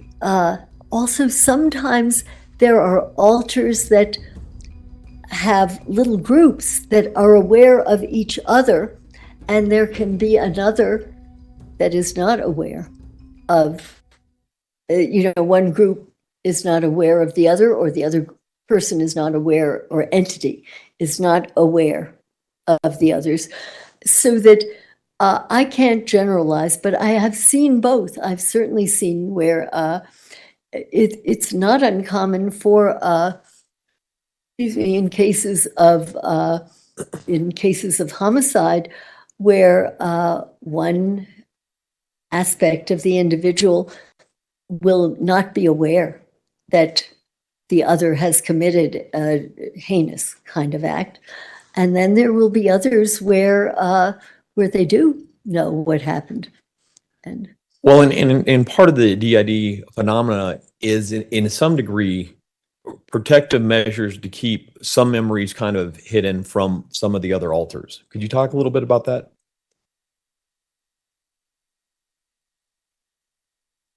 to think about it, well, for example, in certain instances, Gilligan, little buddy. well, I've seen several serial murder cases in which when a different entity is operating, is in control or seems to be in control, that entity may be the sweetest, nicest guy you ever met. And you will, if you read a little bit about it, about different cases, that sometimes serial killers are not recognized because when they are not in that homicidal, murderous, enraged entity, they are perfectly sweet, and in fact, they can talk about ethical issues and be critical, and I think that it's probably one of the reasons that it's very hard to catch serial killers, because much of the time they're not They hide in plain that sight. state, and you'd never guess. Well, because in that situation like that, if somebody does suffer from DID, they may present in a manner. So you're saying that, like they Ted seem Bundy, completely innocent, who was because really the charming and memory of a nice horrible act when he was wasn't stored killing, somewhere else. switched Yeah, into it one of the alternate as far personalities as every they time, know, instead of then, just realizing they that's just did him. not do it. But he's Yeah. tricking you on the other and, times. And then they don't look as if they did it. And, you know, this is probably one of the reasons why it is very, very hard for clinicians, not just for lay people who have not trained in this, but for clinicians to believe that this is possible, because it is so unbelievable in many ways. But it does occur. And it could that explain a situation where, well, specifically in this case, Ms. Stauch commits a horrible, violent act, and then only hours later is appearing very charming and interested in finding Gannon to the police? Objection, Your Honor, reading.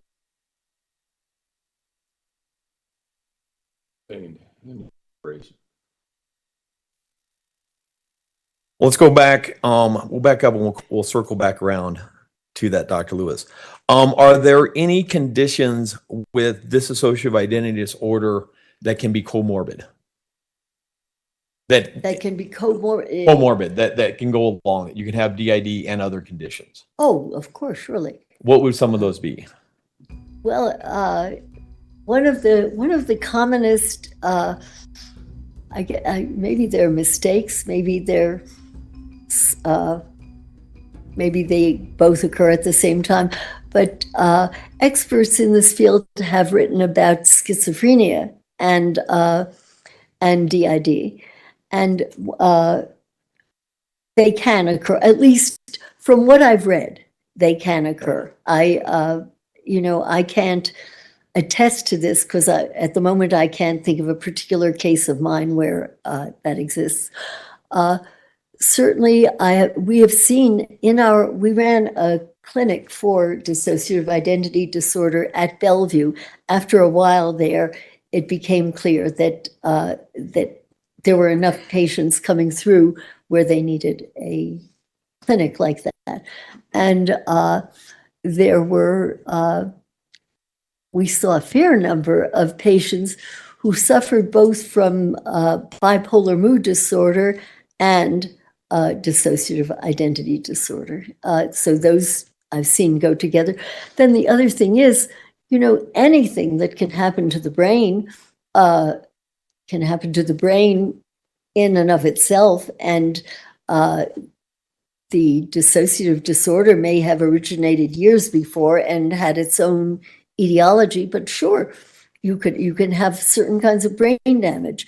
You can have certain kinds of epilepsy. You can have, so yes, you can have more than one disorder. And also, how can having a traumatic brain disorder with DID impact somebody being possibly violent?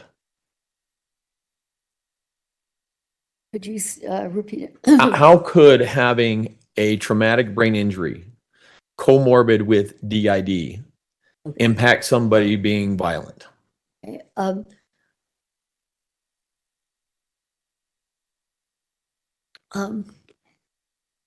It's been well established over the years. This isn't new psychiatry or neurology, that different kinds of severe damage to the brain can be followed by impulsivity and a loss of control and often violent behaviors, and any number of injuries to the brain can cause violence. Separate from that, a child who has been abused and tortured and enraged and made to feel helpless and then made to dissociate can become violent, can misperceive what is happening, can blame an altered state and attack that altered state, or can misperceive another person as an enemy of some sort, so that they do seem to be somewhat different, because one seems to have a psychodynamic quality to it, but there's something about injuries to the brain that have been reported again and again in terms of subsequent lack of control, not just of violence, but of other impulses. Going both to the 14 hours of interviews that you did with Ms. Stauch and the collateral data that you had been provided, what were you made aware of about her upbringing, about growing up? I did not interview any of her relatives myself. I don't believe I did anyway. But do you remember getting some reports from the social worker, Kyle? I did. Okay. But I'm going by what I have gotten from other people's interviews. Okay. And several people seem to agree that, first of all, that she came from an extraordinarily violent household, including that of her mother, Deborah, and her mother's tendency to latch on to males in her environment who were extremely abusive, and abusive to her, but also apparently abusive to Letecia as well. There was one man in the mother's life who apparently pushed Letecia into a shower and beat her naked in the shower. It was these kinds of grotesquely physically, and I would call that sexually as well as physically abusive. Also, there were several of her relatives who spoke about aunts, uncles, great aunts and uncles, known as grandparents or whatever, who gave her enemas repeatedly. By the way, this is a question that not a whole lot of psychiatrists ask, but it's very important because it's one of the commoner ways that sodomy occurs in the torture of abused kids. Well, in fact, she detailed it was actually an uncle, but it was actually her grandfather, detailed to you being given enemas by him almost on a daily basis. That's ridiculous. Do you recall that? How many stories has she told? These do you recall her stories? describing that to you, of a grandfather giving her enemas almost on a daily basis? I do. And I recall her saying this. And also I recall, I think I'm not mistaken, that she also gave enemas to Gannon. And she also perceived this as something he wanted her to do. So that it certainly has a sexually abusive as well as a physically abusive quality. But she did not perceive these daily enemas as being sexual in nature as far as when they were given by her grandfather, correct? Objection, leading. I don't know. jury will disregard the answer. Do you know if she perceived these enemas as sexual that her grandfather I gave don't her? know. I don't know enough about that, and I don't have enough others to corroborate what, as far as they could glean. You mean zero? Her reaction Zero. was. So I don't know. What did she, let me rephrase this. Would the manner in which she described and other people described her upbringing be consistent with the environment that could foster DID? They could foster, Dissociative identity disorder. as far as I know, again, Yeah. because I didn't get this firsthand.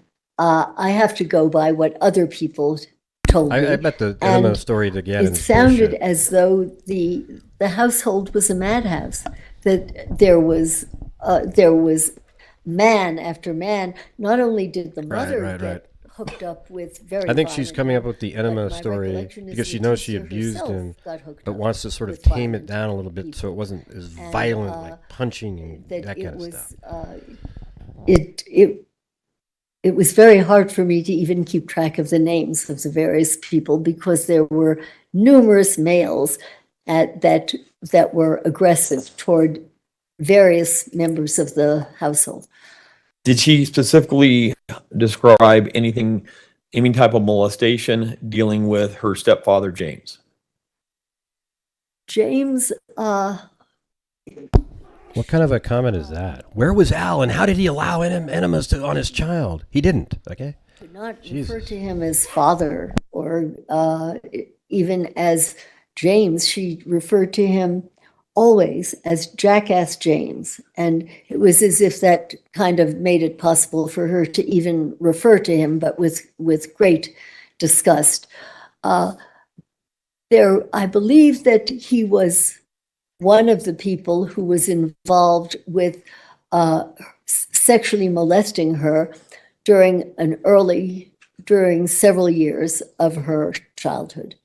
And so that he was one of the people who sexually molested her, to the best of my knowledge. Do you recall that he molested her up until the time that she actually took off from home? According to my notes, she left the home at about age 15.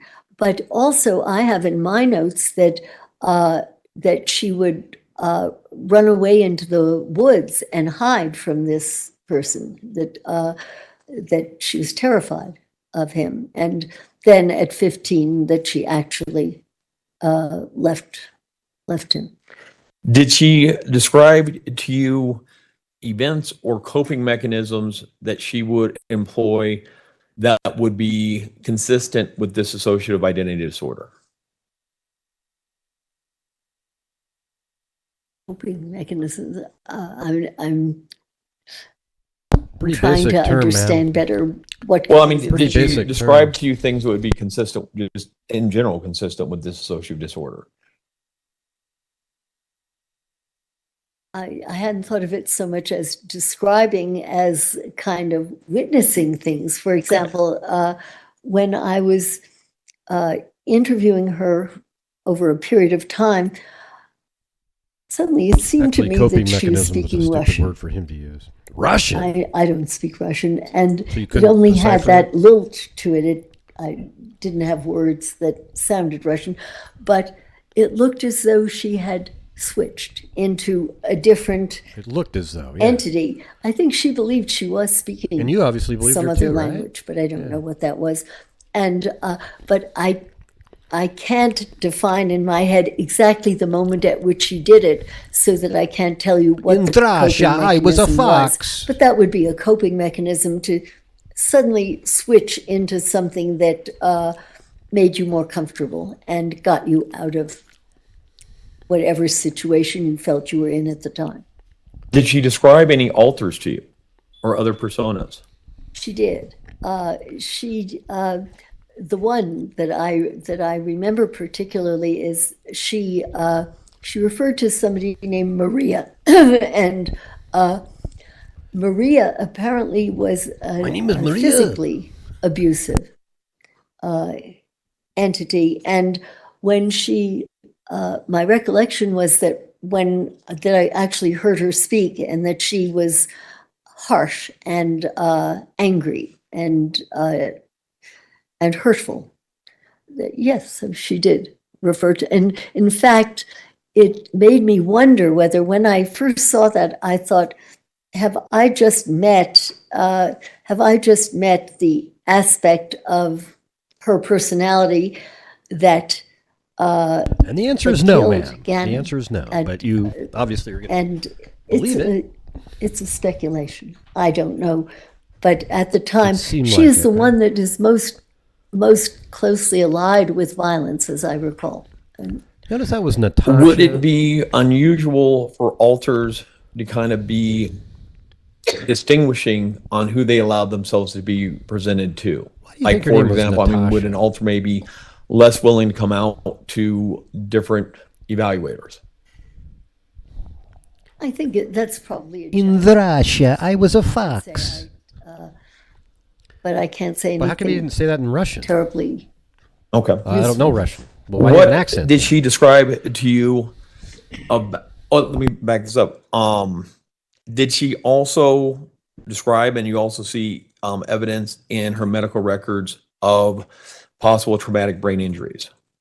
Yes, There was a car crash. Do you recall that? yes. There was also a time where a bookshelf fell out. I'm gonna check this bleeding.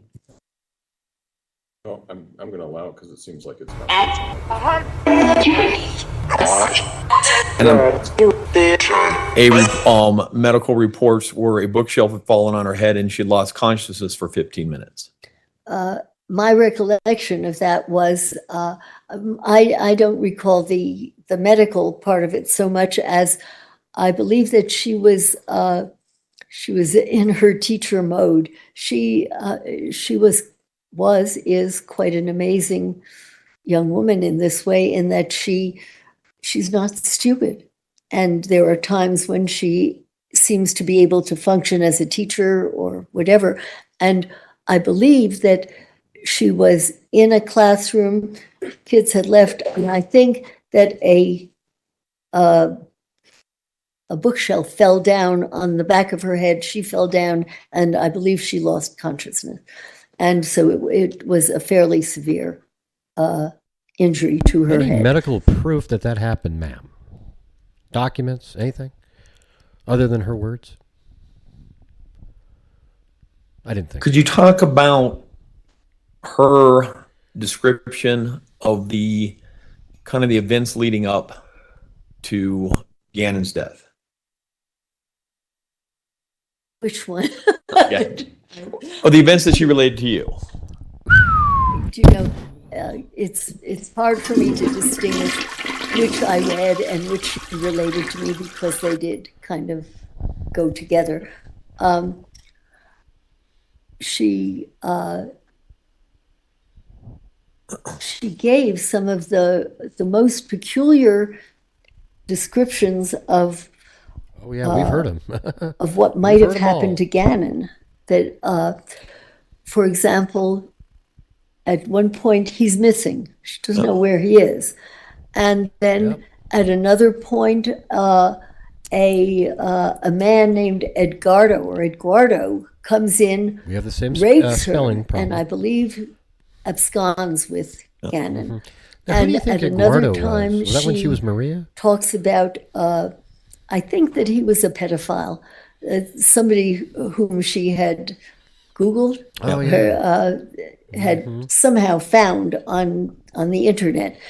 And I think that he was one of the people who had Right, but she Googled it. who You had just admitted that part. Oops. absconded with, or who had harmed Gannon.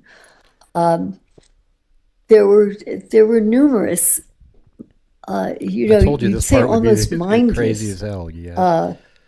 descriptions of what might have happened to this child. And what puzzled me was when you talk with her, and as if you've seen any of the pictures of her tapes, this is not a stupid girl. She is intelligent. She is in certain phases, certain states. She is able to reason, apparently logically, and to speak clearly and coherently. And yet she makes up the darndest stories that no ordinary person of below average intelligence would expect to be believed. So that right, neither should she. Excuse me. There is a puzzle. Do you know? I had after I thought about all of it together, okay. I thought, I don't think she knows what happened. I don't think she knows. And well, she does. So that's why she tried to cover it up. As asked at different times, this is what came into her head and this is what she produced. But I don't think she knows for sure what happened. Could that be confabulation? Confabulation is like, well, shit, confabulation is just once when you have no memory for what happened. It's commonest in alcoholism and things like that, where the brain has been damaged in such a way that memory is impaired. And then many alcoholics will just ramble on and on about something and will give a story, and they will fill in parts that they can't remember, and they maybe don't even know that they're filling it in. And so her saying this could be a form of confabulation. I don't know whether at the time that she says these things, she believes them, because to get back you or to me, well, we've got a trial today, ma'am. They make no sense. They're silly.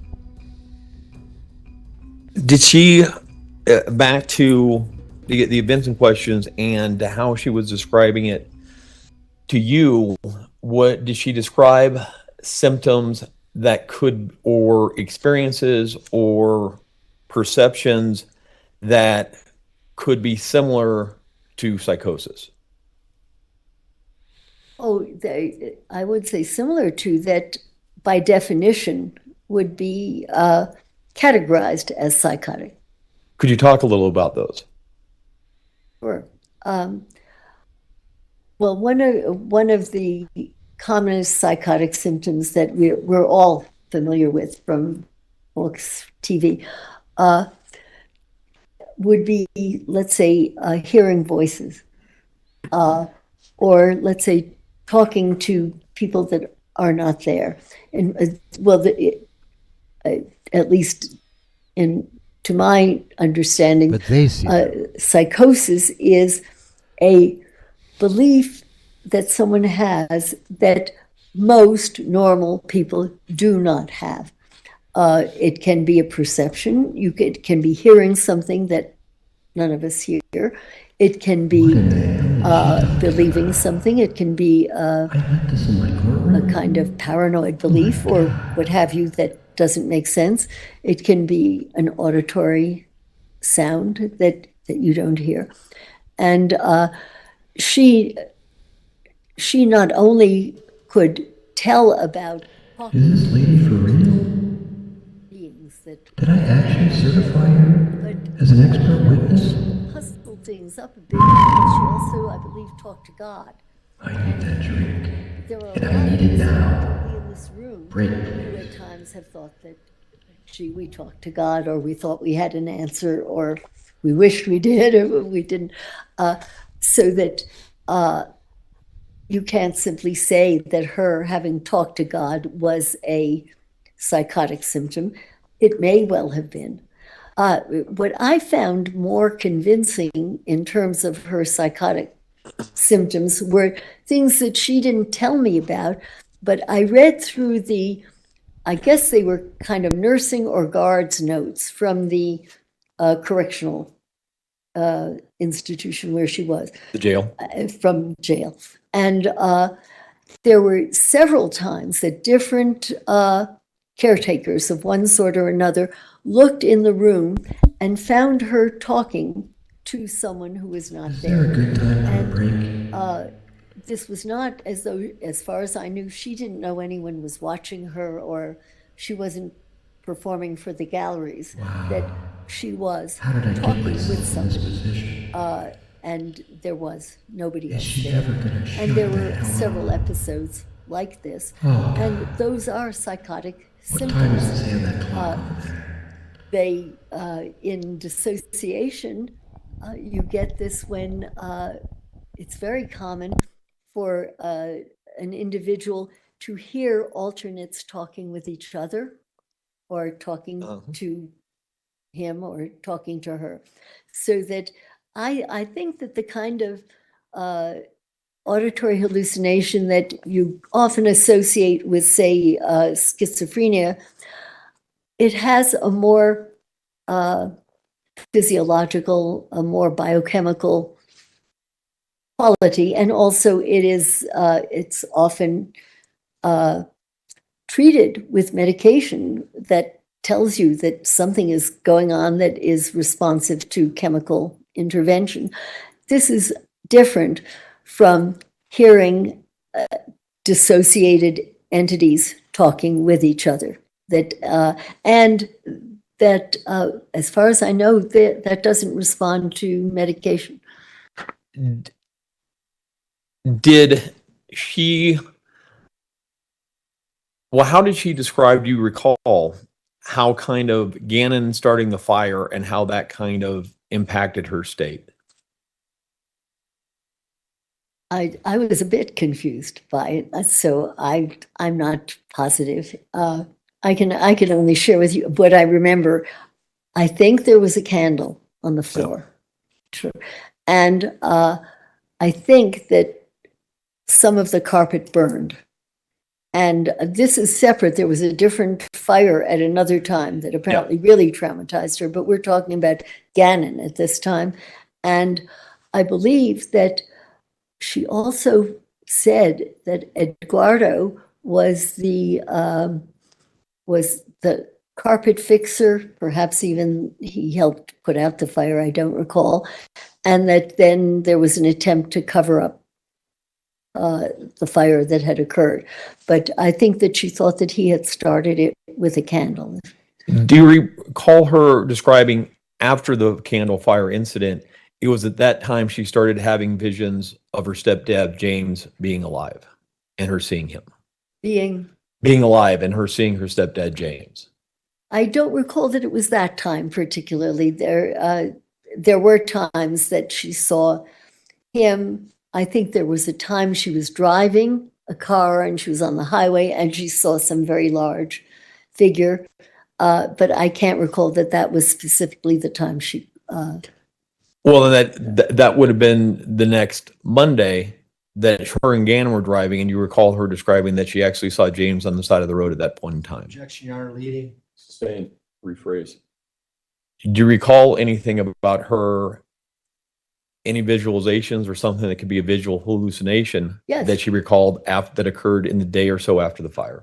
Yes, I recall that I thought it was out the car window that they were driving, and I thought it was a large figure of some sort. There's also, she had a visual hallucination of some entity with a cape. These are hallucinations, and because she sees them, the rest of us do not see them. That has to be considered a psychotic symptom because it is beyond reality, or the reality that we know. She did have episodic psychotic states. Was it at all of significance to you that the excuse when she called herself into work that early Monday morning, that it was the excuse she said was, my stepdad has been killed in a car crash? This I categorize in my own brain as one of her least believable concoctions of what happened or what must have happened.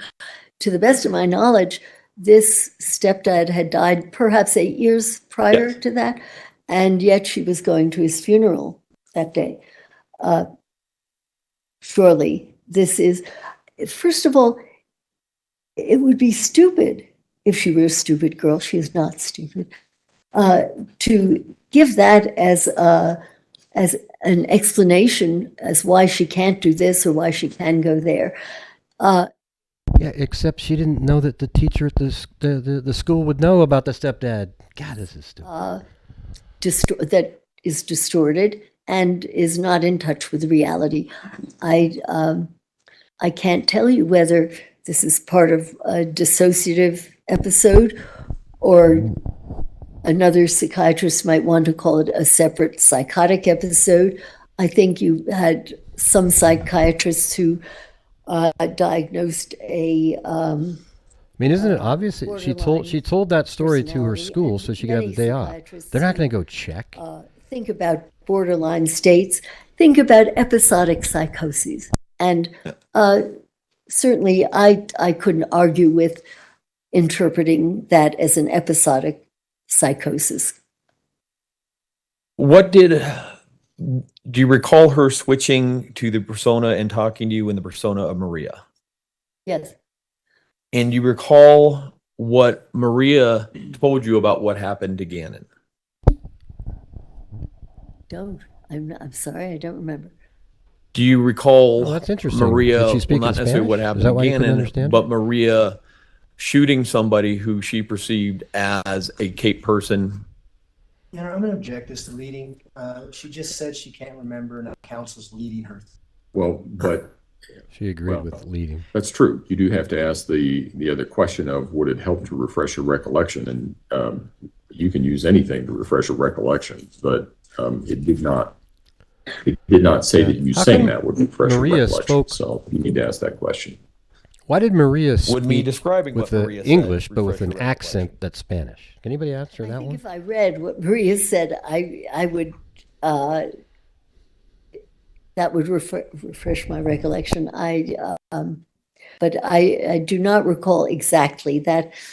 I can recall my own thinking around that time where I thought, was she in the state of Maria when she killed Gannon? And there was something about the way in which this was depicted to me where I thought, my goodness, have I met the killer alter? And so there was something about the way in which she spoke of this that led me to think that I had very likely met the most violent and most dangerous alter.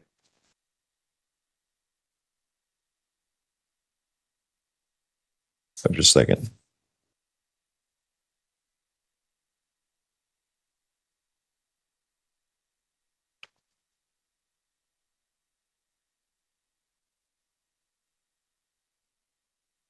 If looking possibly at a summation of the video help you at all?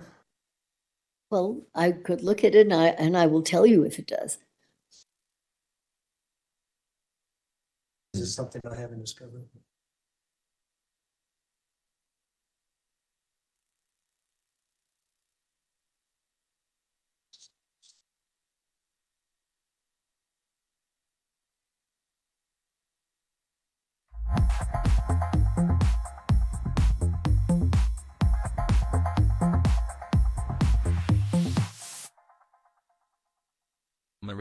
Maria.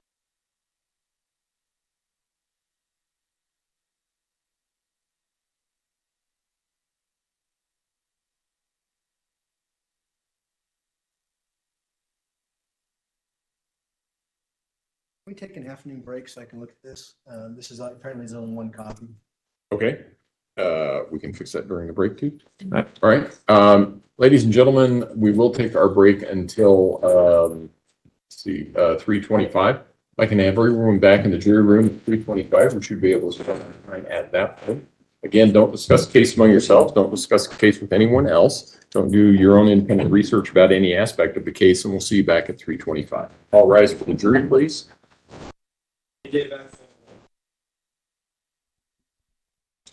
Hey, we're really making some headway today, aren't we? Just 1 please. Hey, we're making some really good headway. God, I'm really happy. No, you got your ass kicked just by listening to that shit. Okay?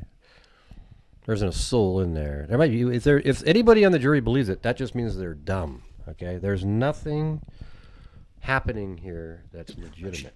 What? Total bullshit. Every bit. Just a summary of the. You may all be seated. Dr. Lewis, do you need any help getting down or any assistance? So far, so good. Okay, all right. Court will be in recess then. All rise together. Yeah, you can sit back down, Letecia. The shortest all rise you'll ever see. Yeah, anyways, wow. Bitch, please. Yeah, I mean, that is such a load of garbage. There's so many questions that I have. Here's the thing. I think if there is such a thing as DID, it's something really narrow in scope, like somebody who reverts back to a childhood trauma moment. Something like that, or some sort of a PTSD situation where you kind of leave your current self and you're right back in a situation that happened a long time ago. It isn't this thing that's just sort of this fluid bullshit where you've got 19 different personalities, every one of them that fits a hole in an alibi. I mean, it's a freaking joke, everybody. It's embarrassing to listen to. This lady should be ashamed of herself for even giving it the attention at all, trying to talk about, okay, listen, Maria has a Spanish accent. That means Maria is a native Spanish speaker. But we don't hear one story of her saying, hola, como, I can't speak very good Spanish, but she doesn't say, hola, como estás? It's just, hey, what are you doing? So what she's doing is sort of like that cliche accent that you see on television all the time. The stuff like, hey, gringo, you want to baby? Hey, I want to get my coke. It's really ludicrous, okay? I mean, don't you guys? And the Russian accent. Well, it sounded like Russian to me. It must have been Russian, because it had that, Nostrovia, Bizbola, Hurskla, Kraks, Lusla, blah, blah. Oh, my God, there was a fluent Russian. My God. Let me ask you something, ma'am. How could one of her personalities actually know Russian? I mean, let's just start right there. Was there ever a time when Letecia's physical body was in a school learning Russian? Does she have any Russian books in her house? Does she have anything? Yeah, you see what I'm saying? This is so ridiculous. God. It's ridiculous. You got to admit, man. You got to admit. How would one of her other personalities... Now, Spanish, you could almost, if you took it in school and so forth, you could learn it and maybe try to pretend like that. But Russian, that's a ridiculously hard language to learn. Nobody's just going to, it's from your... We all know every language, Gray. We sure do. It's back in... Stupid! Gilligan! Gilligan, little bunny, skip by. Yeah, so I mean, if there is something called DID, and if we're to believe it, I think it's more like what I was just describing a few minutes ago. Not that I'm an expert, I'm a doctor. This shit here angers the hell out of me. And I think this is why a lot of people are sort of skeptical about the whole field of sort of like forensic psychology. It's like, really? So what you're doing, though, is you're interviewing somebody and you're observing their behavior and so forth. Like, for example, in the Jodi Arias case, one of her doctors, I think it was Lavalette or whatever the hell her name was, she actually sent Jodi a book on the diagnoses and shit. So she could read up on it. And then when they interview, oh, wow, they have all of these symptoms that we told her to have, you know? It's, God, I think it's just embarrassing. This right here discredits, it hurts the entire field. You know, the people doing good work out there trying to figure things out legitimately. Just having a witness like this sets things back. Anybody watching just kind of goes, ooh, God, this is weird. Somebody just claiming something, and therefore, because they claimed it, it's true. Oh, they start acting this way. Oh my God, it has to be a personality. It can't just be a wacko trying to sell that on me. It's right.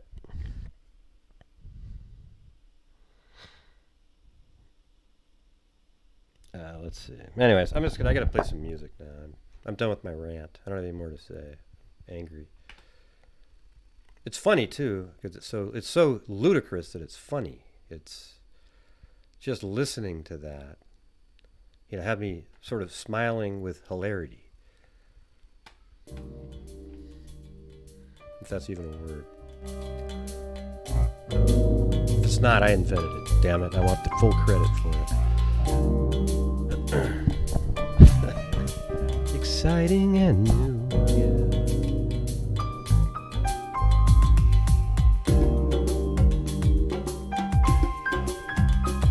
Letecia Stauch is just somebody who's, you know, everybody has just read her wrongly. She's really a fantastic person, a loving mother, very brilliant-minded person. I mean, hell, she's even got a doctorate degree from McDonald's. I mean, the machine at McDonald's. You know, you put money in the quarter and the little thing pops out. It was inside of that. She said, "You've got a doctorate degree in Happy Meals." She was so excited about that. She even put it on her wall.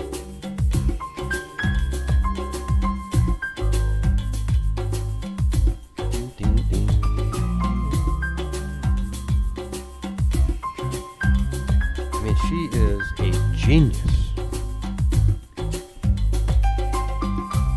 Who thinks she's come on. I mean, after listening to this lady, don't we all just realize now that we've had it wrong that Letecia is brilliant? I think she used the word brilliant. She is, wow, you're almost colleagues. You know what I mean? Like, she's a doctor too. You know, you probably sit down and smoke out of a pipe with an ascot and just sit there and talk about various diagnoses and so forth. But for the fact that she was in prison, she would be right next to you on the psychology for hire circuit. It'd be incredible. She'd be absolutely amazing. I mean, she would be an amazing witness to put on a stand talking about DID. Could you imagine? She could even break into the accents and so forth that her client seems to have. Yeah, we had a long conversation in Spanish. Well, were you speaking Spanish? Well, no, we both had the accent. Oh, wow, that's weird. Have you ever tried to speak Spanish since your other personality actually would natively speak it since it has an accent? Well, no, we didn't try that. It was just much easier to understand each other in English. Well, how come though? Because you're both natively speaking in Spanish. You would understand it even better, right? There's just so many holes in this thing. The funny thing is Letecia hasn't paid more attention to 1 second of this trial than she has.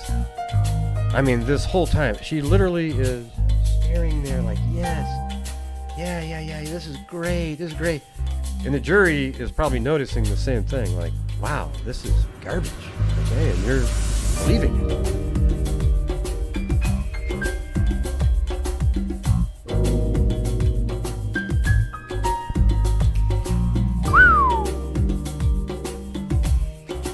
Yeah, that's what I'm saying.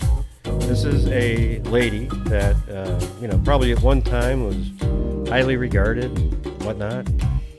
Maybe she still is in the inner circles when she's at the functions drinking wine and cheese. And people, you look at her in a corner and a person shows up, and then they always have a person come rescue the person talking to her because she goes on these long just unimaginably long stories about absolutely nothing.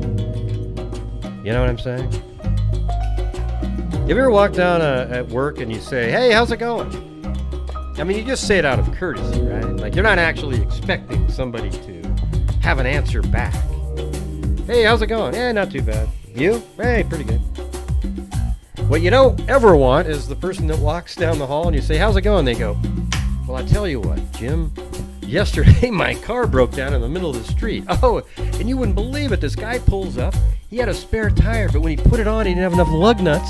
And when I went down the street, I crashed the car into a telephone pole. And then what's weird after that is when my car got towed, he was going too fast and we got pulled over by a cop. And then I was taken out of the car. You see, nobody wants to have those types, right?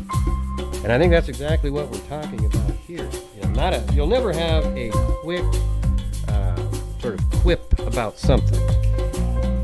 You know, you could ask her, hey, is your jacket blue or is it gray? Well, you know, that depends. You know, I knew this person that was colorblind, and they just saw variations of gray and black. So to them, this might look like a lighter gray where the... Come on, you know it, man. That's it. Yeah. Anyways, all right, let me get back to the music for you guys.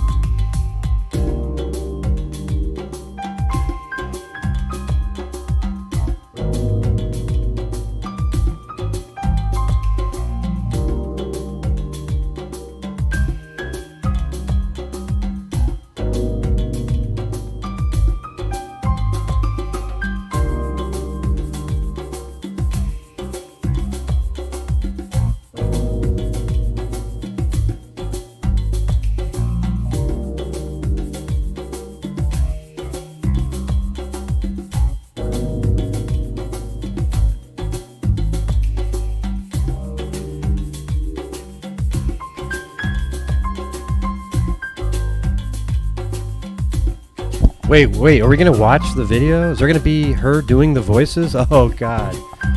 That will be golden. You got to watch it over here, everybody, because I zoom in on the screen.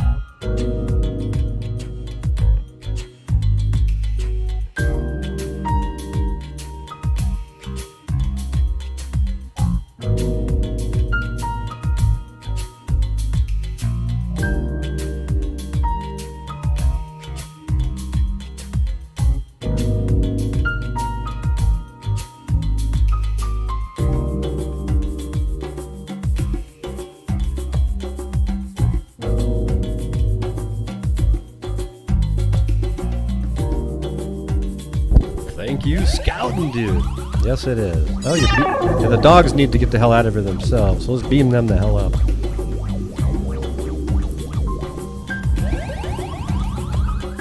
This is the biggest load of bullshit I have heard in a long time. Right.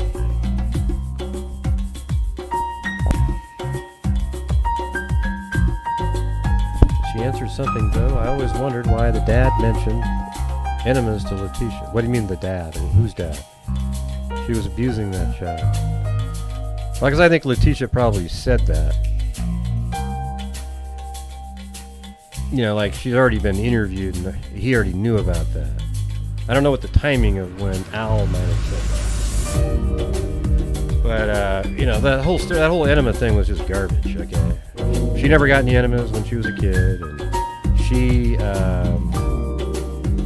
didn't give any enemas to Gannon, but what she's doing is trying to find something that isn't quite as vicious in general, right? I mean, it's not like your enemas, you're not pounding and beating on somebody.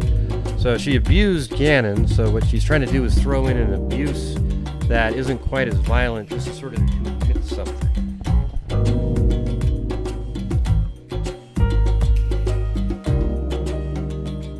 You guys, you ever just look outside really quick when it's really bright and all city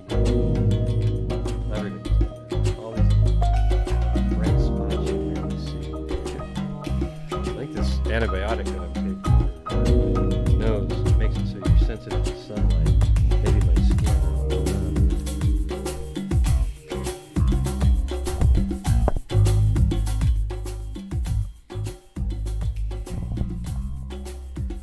I don't know if you guys. Can you guys even hear me when I was talking? I realized the music was really loud again. I always forget about that.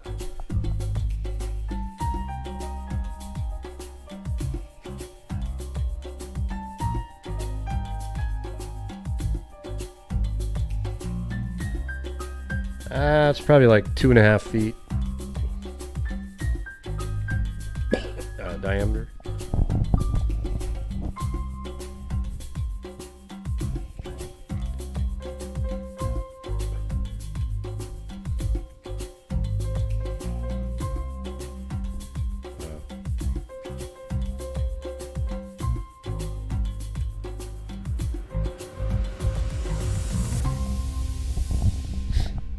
Yeah, I mean, that's the thing. I think Letecia looked up.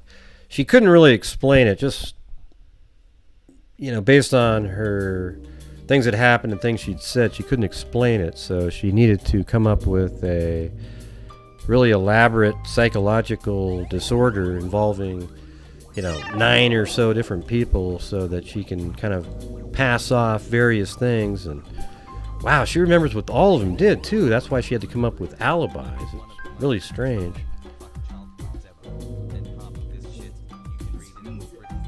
That little, I don't think her comparison about daydreaming is even close. Like when you're just, you're driving and you're not paying attention. Anything else? Are they back up again?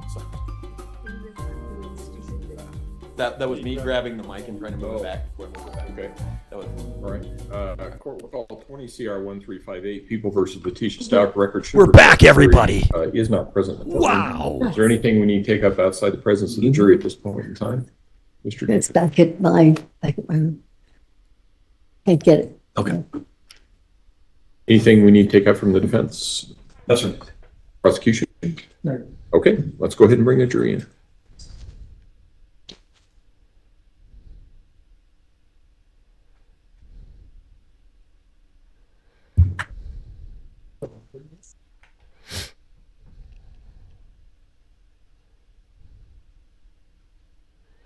Welcome, Ali Kohler.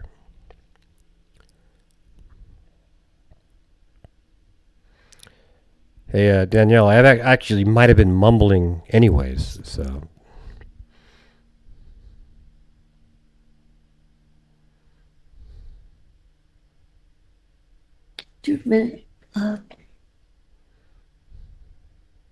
Isn't there any way that we can agree with them? Get your waders on. This could be some deep shit. Not right now. Shit is about to flash flood in a second. Like that.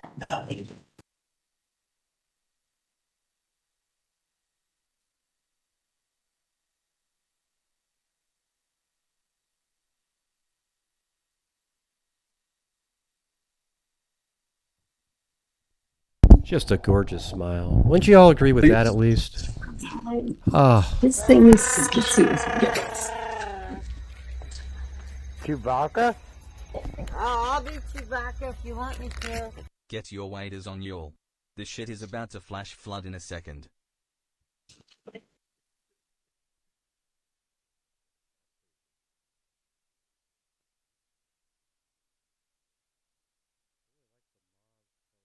Thank you. You may all be seated. Court will recall 20 CR 1358, People versus Letecia Stauch. Record should reflect the jury have the courtroom. When we took our break, we were in the midst of the testimony of Dr. Lewis. That's where we will resume. Mr. Cellini? Yes, Dr. Lewis, did that summary refresh your recollection at all towards what the persona Maria had related to you? Yes, someone. What did Maria relate to you? What actually, what is written here is what she said. Okay. Well, Yeah. do you recall independently that?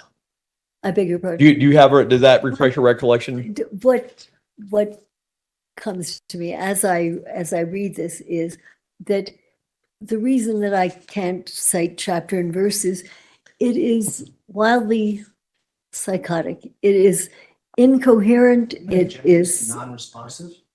well.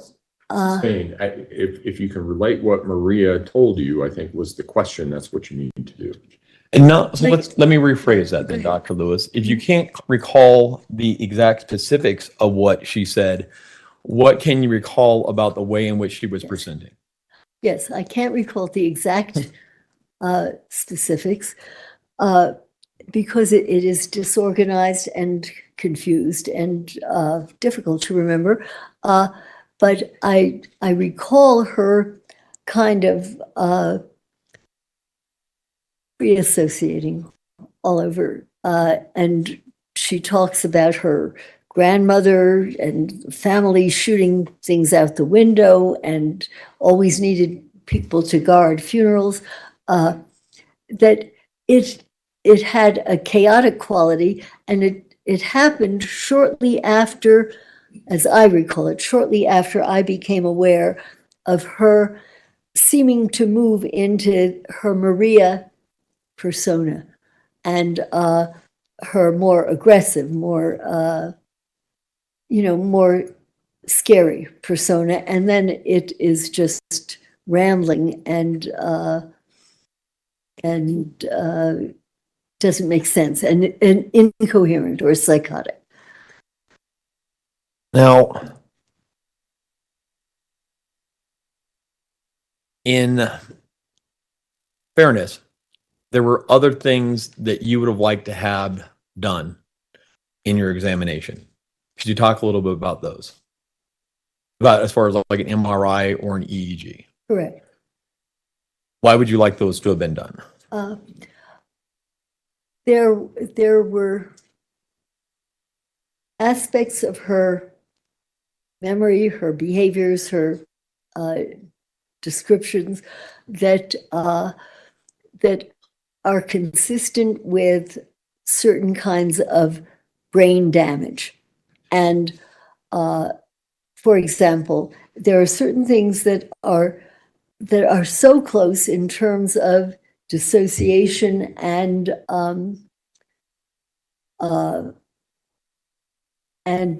neurologic impairment and let's say what are called psychomotor seizures, where prior to a confused state or prior to a state where you are aggressive and moving kind of automatically but violently, prior to this, there's often a state of wooziness and dizziness, which, as I recall, she described. And following these kinds of episodes, the individual, and this is with what are called complex partial seizures, but also it can be with dissociation, the person does not have any memory of what occurred. First, there is what is called an aura. Then things happen. Very often they can be aggressive things, they can be repetitive things. And subsequent to that, the person does not remember them or remembers them in a confused fashion. And the reason that I would like very much to have been able to investigate that is, if it were, let's say if we were able to get the electroencephalograms that I would like to have had done, if indeed you saw that at a certain point, what were normal electrical activity changed and the rhythm changed and things were off and were not the way we normally think. And then it ceased. If you could combine that, because that would have been signs of abnormal brain activity. And then it would have been very possible, very likely, that during the time at which Maria or an entity of Letecia, whatever it be, that during this time when the child was being stabbed, that her brain was in an altered state, and that there is no way in hell that she could have stopped what she was doing. And the other thing is, she would not remember it. And a classic part of Maria's situation is she doesn't remember what happened.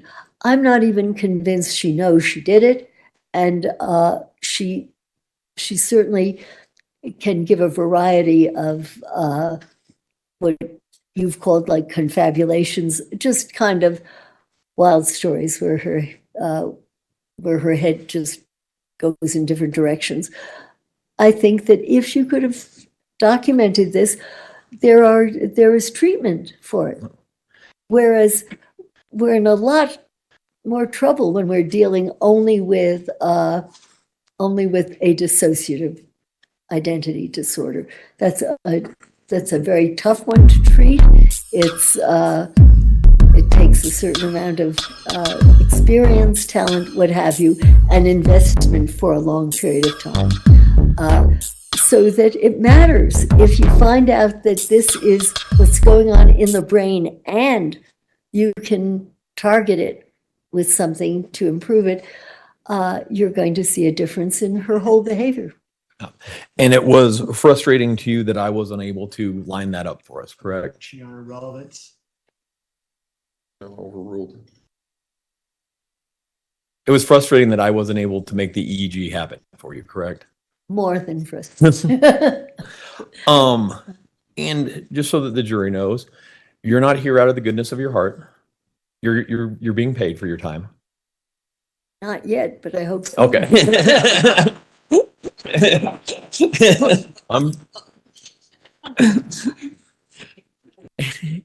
You're being paid by. What an idiotic thing to say, not in the goodness of your heart. You know, it's like you shouldn't throw that in there. And the agreement is to be paid at $300 an hour. No wonder she has So word it's salad. $350 an hour. Okay. I'll have to talk to my supervisors about that. But that's a discount from what you would normally charge, correct? Yes. Okay.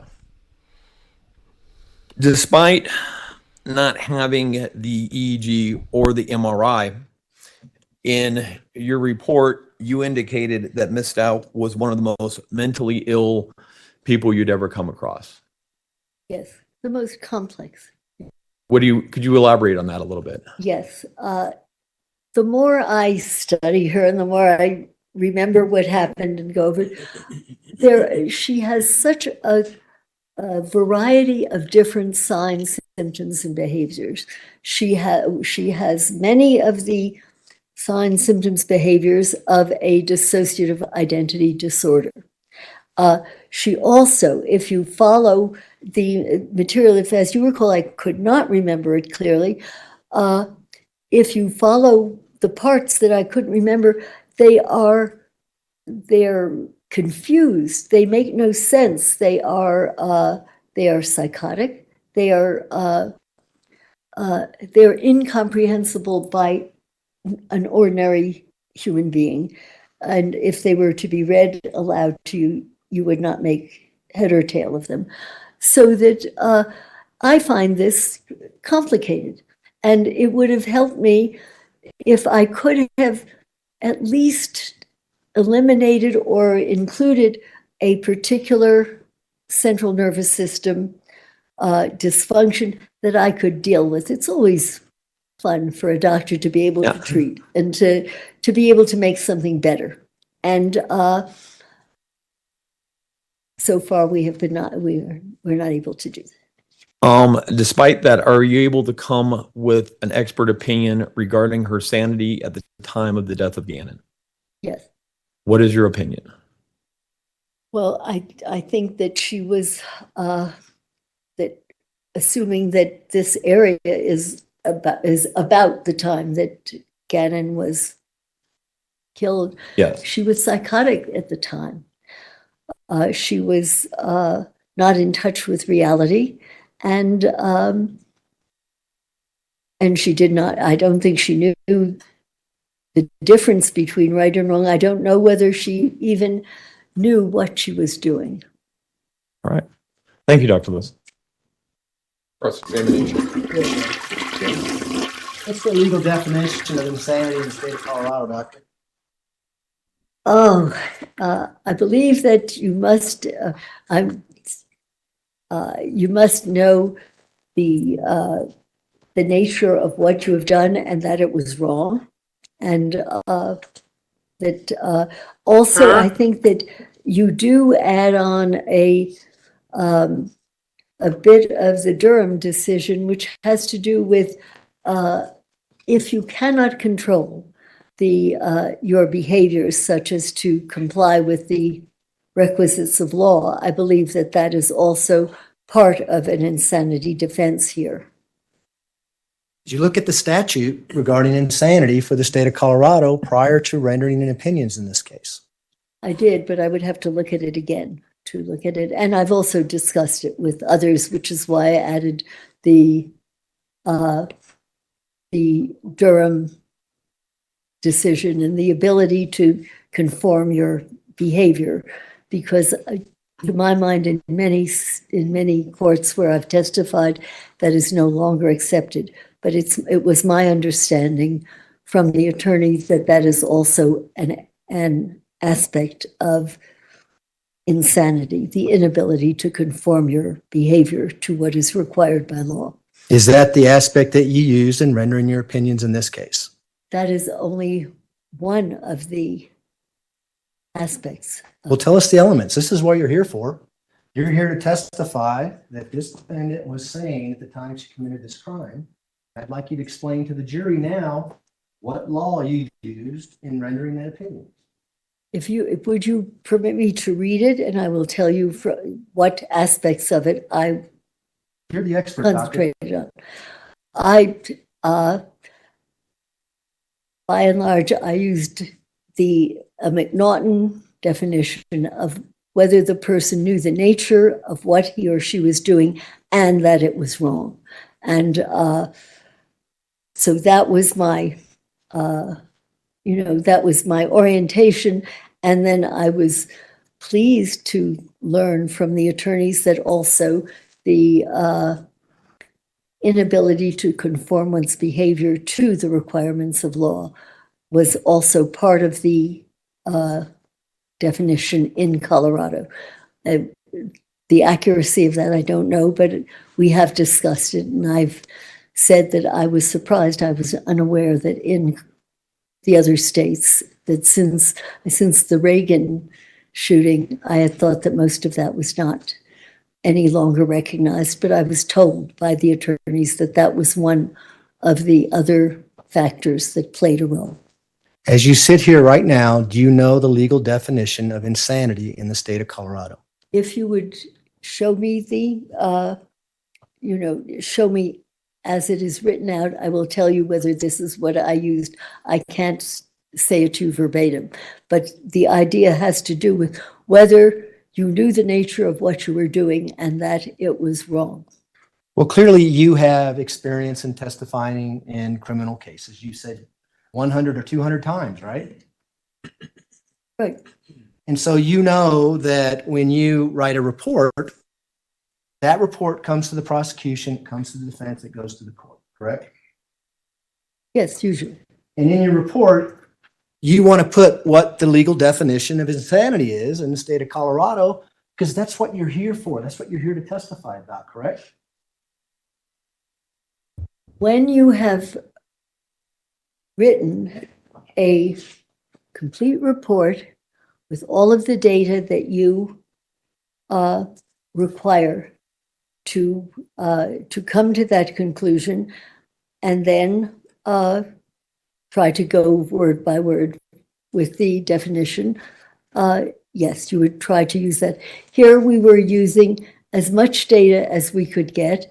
And again, if I'm mistaken and it is not an understanding of the nature of what the person is doing and that it is wrong, then I've made an error. Well, this is what you say about insanity in your report. You say, based upon the evidence that I reviewed, in my opinion, Ms. Stauch was insane at the time of the homicide and the days following, period. That's right. And I believe that at the time she was psychotic. And whether you use the McNaughton definition, whether you use the Durham decision or a variation of it, she was psychotic at the time. I believe she did not know what she was doing. I'm not certain she even knows that she did do it now as we speak. Okay. And that it was wrong is, if she doesn't know that she did it, the question of whether or not she knows it is wrong is, is something that can be debated. But I think that she does not appreciate the nature of what she did, or that it was wrong, and that she is guilty of having murdered Gannon. So she's guilty of having murdered Gannon, but she's legally insane as well. Is that what you're saying? I think that she murdered Gannon. I shouldn't use the word guilty. She murdered Gannon. Again, I think you're teasing me a bit. If you would just rephrase that, I can tell you whether, because you're making me feel, gee, maybe there's a totally different definition here. But from our discussions recently about this, what had struck me most about Colorado was that you also included an inability to conform one's behavior to what was required by law. I don't know if that's wrong, but this is what I discussed with her attorneys, and part of at least what I have gone by. In addition, I believe that she did not know the nature of what she was doing. But you knew when you came here, you're coming to Colorado, you knew that your opinion would be applied to the law in Colorado, and you knew this jury here would be listening to your opinion to see if what you had to say made sense with the law. Yes. You've done that to 100 to 200 times, correct? I would guess, yeah. And I've read your other reports. In your other reports, you define what insanity is in that particular state, and you explain in your report why you think someone was legally insane at the time based on the law. Why did you not do that in this case? I would have to look at the definition, and I'm sure once I look at it, I can tell you why I did not use the exact words that perhaps are there.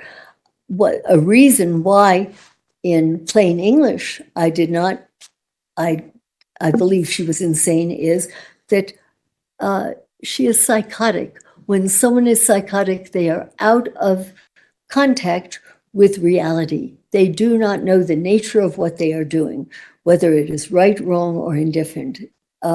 And she is and was psychotic, and therefore she was insane. If you wish to give that a different flourish or something different about it, I very much doubt that what I'm saying to you Bitch, please. will conflict with what you're saying. Is there some reason that her being psychotic and not knowing right from wrong or what she was doing, that this is not insanity in your state? Did you write this report, doctor?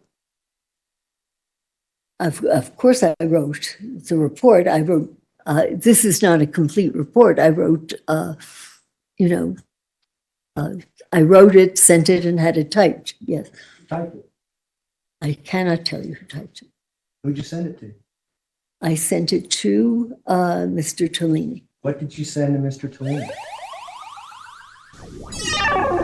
You have them. And I'm asking you a question, Doctor. What did you send to Mr. Tellini? I sent him a brief report. Initially, Love it. Craig, initially the there was an early title that is a preliminary psychiatric impression, and then subsequently modified it to try to include anything that I had left out. If after he saw my initial report, if I had left anything out that I thought should be there. What you left out in your initial report was your opinion with regards to insanity, correct? In my initial communication with him, absolutely. I gave him what I had up until then. And you requested in your initial evaluation that you wanted an MRI done, an EEG done, as well as a neuropsych exam with several tests that you listed in your report, correct? Right. And you wanted those done before you rendered an opinion as to insanity in the state of Colorado, correct? I wanted it before I testified, yes. And none of those items got done. No. Yet you still issued a second report claiming that she's insane without any definition of why she's insane. Well, I gave you the definition that she is psychotic and gave you the data to show it, but I did not write it in the form in which I would if I had all of those data to include in it. And I did not have them. And, I could not include what, as it was my understanding that the court refused to finance the EEG and the MRI and the neuropsychological testing. So I gave you as much as I could from what. Let's talk about that. On October 13th, 2022, you were scheduled to come testify to this court about why you wanted an EEG and MRI done, correct? You recall that? No. But say that again? Do you not recall being asked to come testify with regards to why you needed an EEG done and an MRI done in this case? I do not know what you are referring to. I have no idea what you're referring to, because I would have been pleased to at least talk on the phone to the judge or whatever. I begged to have these things done. I can only tell you that. And I would have spoken to anyone who wanted to talk to me about it. Well, you were contacted well before February 2022 on this case, correct? Absolutely. And you were contacted before Ms. Stauch pled not guilty by reason of insanity, correct? Right. And she pled not guilty by reason of insanity on February 11th of 2022, correct? I'm assuming your dates are correct, yeah. And you didn't do anything on this evaluation until November of 2022? I worked as hard as I could to get these. In fact, I called the neurologist for free, Dr. James Marikangas, to discuss the case because I could not get funding from this court to get these tests done. So I called and discussed it with him. I contacted Catherine Yeager, Dr. Yeager, the neuropsychologist with whom I've worked for 30 years, and worked with her and spoke with her and got as much data as I possibly could. And I begged her attorneys to get this, and their answer was that the court would not pay for those tests to be done.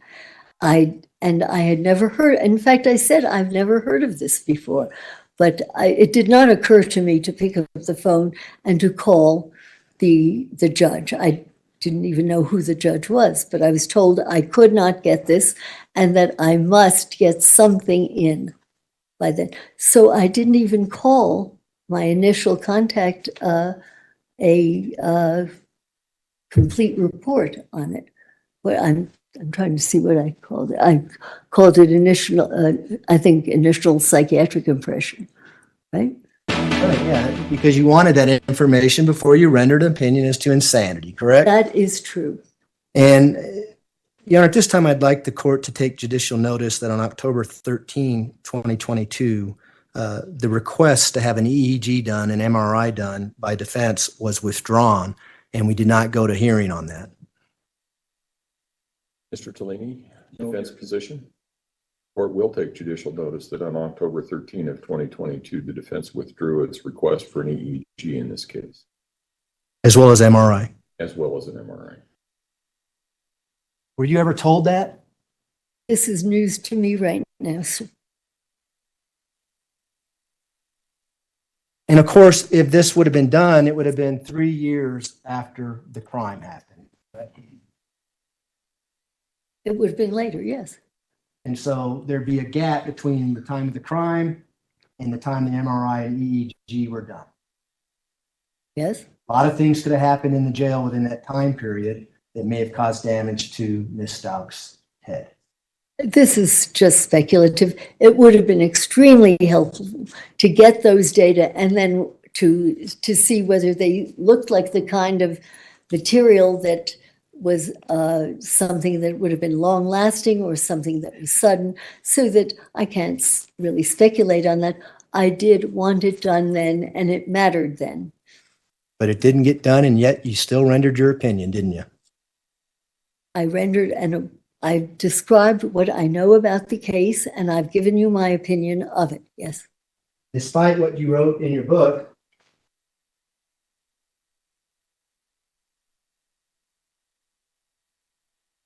guilty by reason of insanity. You're familiar with your book, right?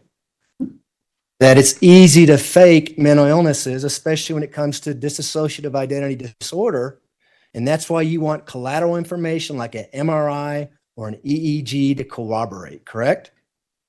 It's not exactly correct. You don't get that to corroborate dissociative identity disorder. No, you get that to corroborate neurologic or neuropsychological impairment.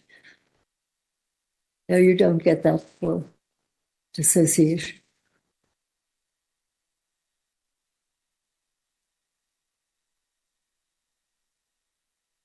Page 108. You've probably heard this a million times when you testified, I would imagine, right? I don't know. You'd have to read me. Okay. Let me read it to you. Psychiatry, as every prosecutor who has ever cross-examined me has never hesitated to point out, is a soft discipline compared with the harder medical discipline of, say, neurology. Do you remember saying that? Yeah, there it is. The difference between neurology and psychiatry is analogous in some ways to the difference between hard neurologic signs and soft neurologic signs. Sound familiar? Yes, go ahead. An MRI shows abnormal mass in the brain. The EEG shows localized spike and wave complexes. In other words, evidence of brain damage is clear. Remember saying that? Or I should have said of brain dysfunction. I said of brain damage. Yeah. You said evidence of brain damage is clear. Correct. Should say of brain dysfunction. Okay. What did you mean by that? Is that why you wanted the MRI and the EEG? Of course I wanted that, but not in order to, you would not get a special, as I said to the jury, you would not get a special MRI or EEG based on a dissociative disorder. If, however, you do get this abnormal MRI or EEG, you then start looking in another direction. And you start thinking, not only may we have dissociation, but there is some kind of documented brain dysfunction. It's operating differently. And so you would like that because you would have, Mr. Tellini would have a lot easier case if he were able to document that a lot of her signs, symptoms, and behaviors are the result of abnormal electrical activity. And or, as in a recent case that I did early, I think last And Doctor, fall, I'm going to stop you there. Let me stop you there, brain Doctor. damage. because I want to stick to my questions here, okay? The EEG or MRI could have showed nothing as well, right? No Right. brain damage. That's right. And that would also help you in forming your opinion as well, wouldn't it? Well, it certainly would not have confirmed a documented neurologic dysfunction. And so all you had to go on is really Ms. Stauch's self-reporting to you in the forensic interview that you conducted. Well, that's simple. I can't go along with that. That's all we had. But we did not have the additional Dance round and round. neuropsychological and neurological data that I would very much have liked, and I would still like. And I have no idea that this was ever withdrawn. It was my idea, or it was my understanding, that the court had refused to grant the funding to have these things done, which in my experience is a first. Well, now you know what happened though, so why do you keep saying, you know what happened? I The don't, court just took judicial notice that the defense withdrew their request. I know what you're telling me, but it would be presumptuous for me to say, I know now. You've put me in the middle of a debate that I can't enter into. Blue heart. Blue $350 an hour, Justice for G-Man. you now know you're being paid Blue $300 an Blue hour. heart. 75 if I'm traveling or whatever. So in theory, How many hours have you billed on this case? I don't know yet. I have not even counted. I don't know. Why did Mr. Cellini contact you? Did he tell you? I assume because he thought that I was reputable and experienced in this field. I think he also became aware that I existed because of the documentary that was done on my work and my life. About dissociative identity disorder? No, about all of my work. When you advised him that you felt there was enough evidence for the defendant to plead not guilty by reason of insanity, what did you base that on? I based that on, probably in my own head, I based it on the McNaughton rule, which would be that she did not know the nature of what she had done and or that it was wrong. And also subsequently, after discussing it with Mr. Tellini, based on the Durham decision that she did not have control over what she was doing, that she could not conform her behavior to that which the law required. How did you know that back in February of 2022 when you hadn't interviewed her until November of 2022?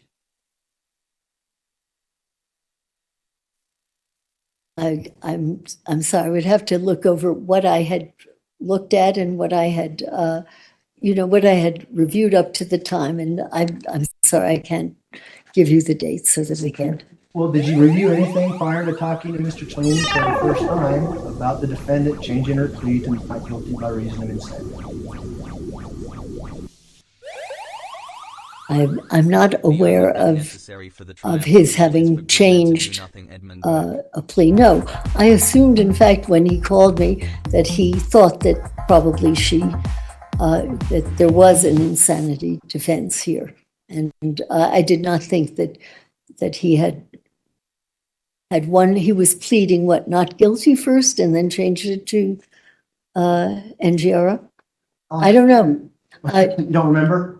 No, it isn't that I don't remember. It's that I assumed when he called me that he suspected that there was that she was suffering from a severe mental disorder that conformed to the criteria for insanity.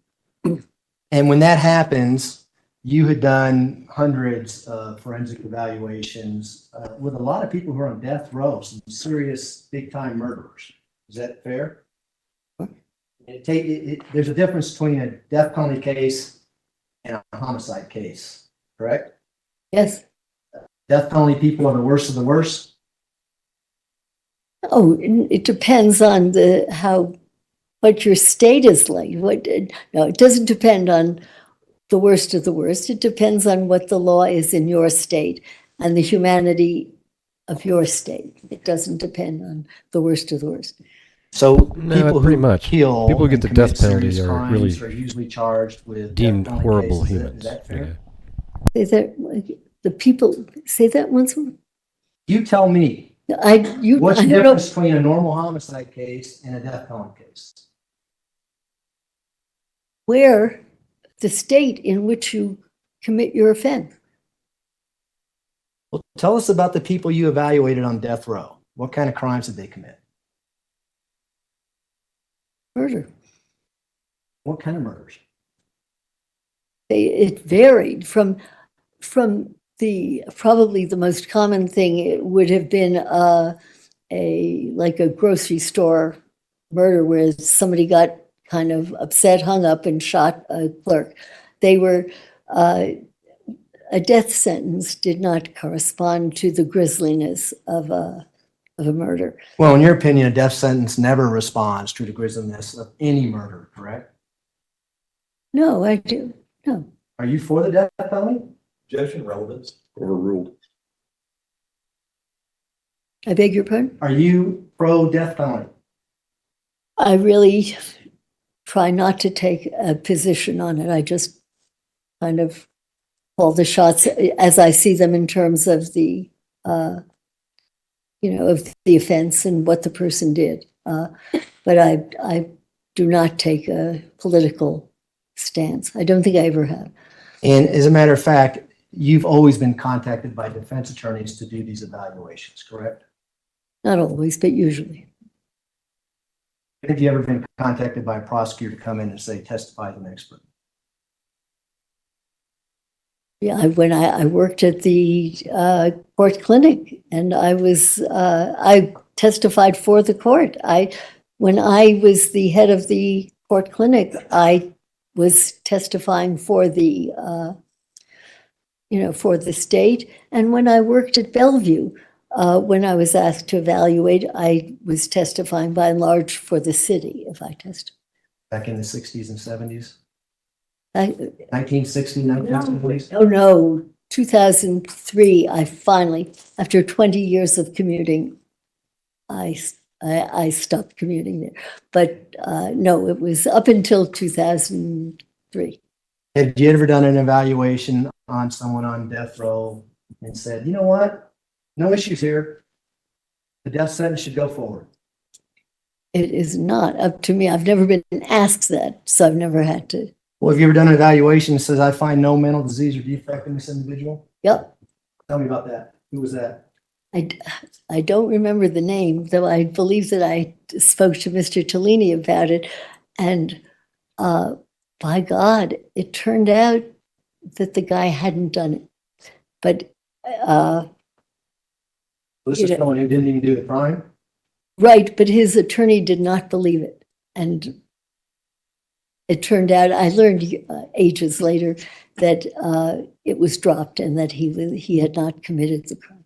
You did an evaluation and said that there's no mental illness involved in this person? I did. And I should tell you that, may I expand on that a little bit? Sure. It'd be nice to know the name so we can confirm. I don't know the name. I think it was Chicago.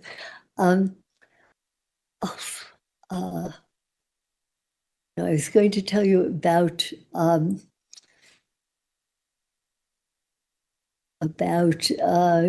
finding this person who had simply not committed the murder.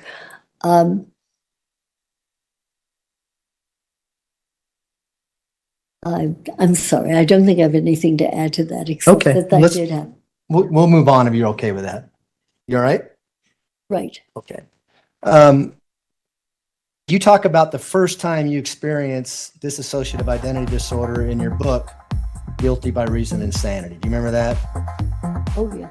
And you describe it being a really a life-changing experience for you, correct? Well, it was an eye-opener. In fact, you even wrote that looking back on other evaluations, you probably missed it. You probably missed diagnosing several inmates with dissociative identity disorder based on what you did on this particular individual. Right, and I think I explained to the jury, I have no question I have made my mistakes. Do you remember that individual's name? Marie Moore? I'm sorry? Marie Moore? Marie Moore. And you talk about Marie Moore in your book. You remember that? Very well. You want to describe what you write in your book about how you discovered that she had another persona?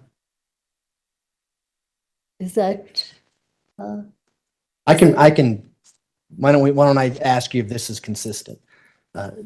So you're interviewing her and she's committed a horrible crime and you're trying to get to whatever mental illnesses she might have. You suspect that she might have dissociative identity disorder based on what her attorney tells you. Is that correct? I don't suspect it. I am told it. I don't suspect it. And I made several phone calls to people who knew a lot more than I believe one was Cluft, who is, I think, the country's, or one of the national, experts in this. And I called colleagues and discussed the case with them. And I thought, I just don't, I haven't seen this and I don't know if it exists, but okay, because the attorney asked me whether I would do this. And I did. If you want me to explain what happened, how I discovered, yeah. Okay. I beg your pardon? Between the two of us, I think we'll get out what happened. But going into it, you had quite a bit of skepticism, even though the attorney is telling you they got multi-personality disorders, because that's what it was called at that time. What they said was that they thought, some people thought that she may have this, and they said that people that she had spoken to, kids who were around where she lived, said that at times she sounded like a man and that she asked to be called Billy. That was what they knew. And that's what they told me. And so they said, Dr. Lewis, while you're seeing her, check up on multiple personality disorder. And I thought, right, I thought I had never seen it, and I didn't think I would. And so I did go to see her, and I could find nothing that quite went along with what I understood. This would. And you're asking her, hey, I want to talk to Billy. Can Billy talk to me? Or words that No. I don't think I'll tell you what I remember. This is about 100 years ago. This is back in the 1980s, just so, is that fair? 84 or 86. Yeah. Well, that tells you how long it took me to even think maybe this could be it. But I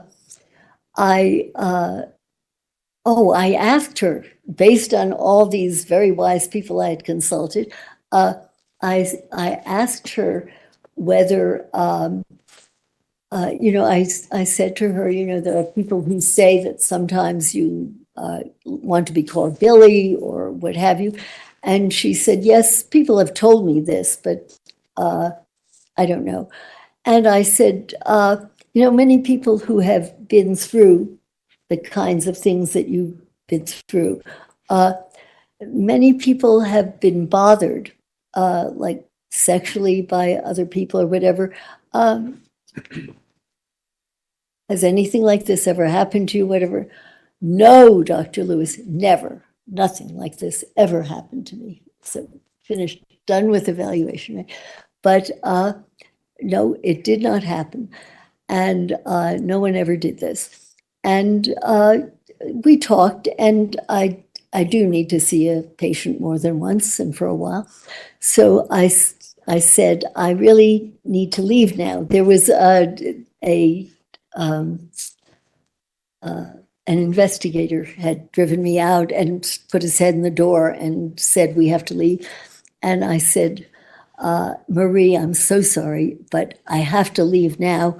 And but I will come back and I will talk to you again. And she said, don't leave. She said, there's something I have to tell you, very much as I'm telling you. And so I sat. I do have endless patience when time has, does not just stop at the end of an hour. So I waited, and I said, I just can't stay. I have a lift. I have to go. Marie, I will come back. And I promised you we'll talk some more. And she said, don't go. There's something I have to tell you. And so I waited. And then, as is my wont, I picked up my little yellow pad.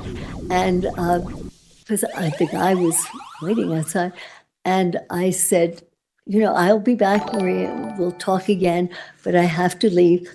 I got up and stood up, walked toward the door, put my hand on the doorknob and opened the door. And behind me, a voice said, don't go.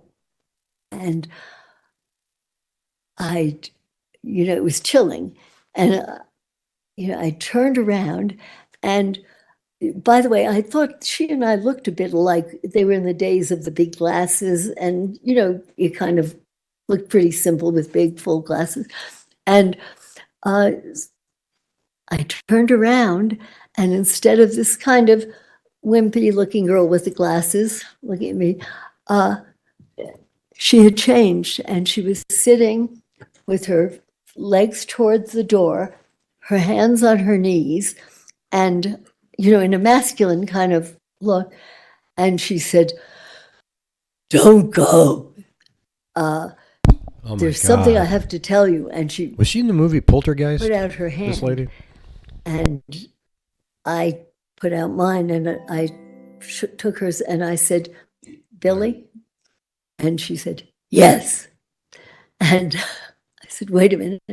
And because I was scared, I had not seen this before. And Doctor, if I can just stop you there, just so I Yeah. can have the record be clear. So when you're referring to things that Billy said, you're using a male voice. Yes, I'm And- imitating it as much as I can. Okay, Yeah. I just want the record to reflect that. Go ahead, please continue. Yeah, I'm sometimes better at it than, but it was this harsh kind of thing. And I kept the door open, and I don't remember the man's name. I said, Mr. So-and-so, Yeah, Leticia's like, don't go. oh my There's God, that someone sounded that terrible. needs to meet you. I really meant there's someone I need in here to Don't talk kind about of somebody else's protect me. personalities. Talk about And, mine. And the investigator came in and sat, and he said hello, and he's Billy. I forget who said which first. And he sat down. Gollum. And, Gollum. And then we talked a bit, and I guess Schmeagol. he said Billy, or I said Billy, and he said yes. And Gollum. I My precious. I think Gollum was had then asked dissociative some of the personality, same remember? questions that I had asked before. And I said to, if memory serves, I said, Billy, when I was talking with Marie, and she said that so-and-so had never bothered her sexually. I said, did anything ever happen to Marie or whatever? And the only way I can talk about it is saying Billy. And Billy said, I said, did the father ever do anything? And she said, or he, sure he did. And she, I can do it too. Said, sure he did. I don't remember if it was Gilligan. 2 or 4. He I'm put crazy now. pencils I'm at in Gilligan. her rectum when she was, I believe he said 12. When she was 12, he had sex with her. And it had been denied. Marie had absolutely denied this. I am Could now have playing the left there, part of Billy. decided that Hey, get me out of here! and, I was not, and left, but this happened. And so after talking a bit with her, I said, we do have to go now. And but Hey, doctor, I how will were you able to do come that back Billy so well? and Do you have I that will personality see you too? again. And I did come back, and I did see her again. And you eventually diagnosed her with dissociative identity disorder or multi-personality disorder, as it was called back then. Well, multiple personality disorder was what the term was then, but it was pretty convincing. And so how many diagnoses? There was one other thing that went on there. That was pretty convincing. The jury gets a picture of what that evaluation was, but needless to say, that was the first diagnosis that you made, multi-personality disorder, which is now dissociative identity disorder. Correct. How many diagnoses have you made since then?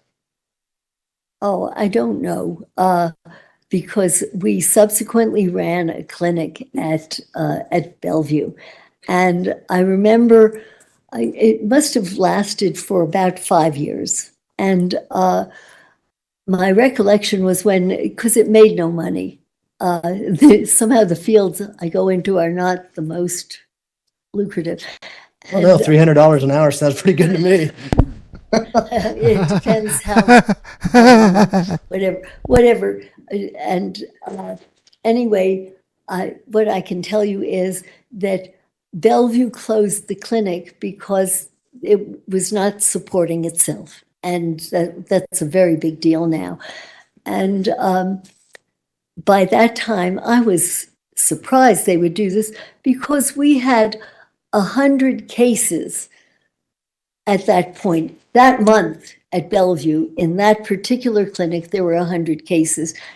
This may be piddling for an ordinary clinic, but for a particular specialty kind of clinic on an offbeat disorder, I thought that it would at least support itself, and it didn't. And so I can say that we had, at the time, there were 100 visits. I should say there were 100 visits to Bellevue to that clinic.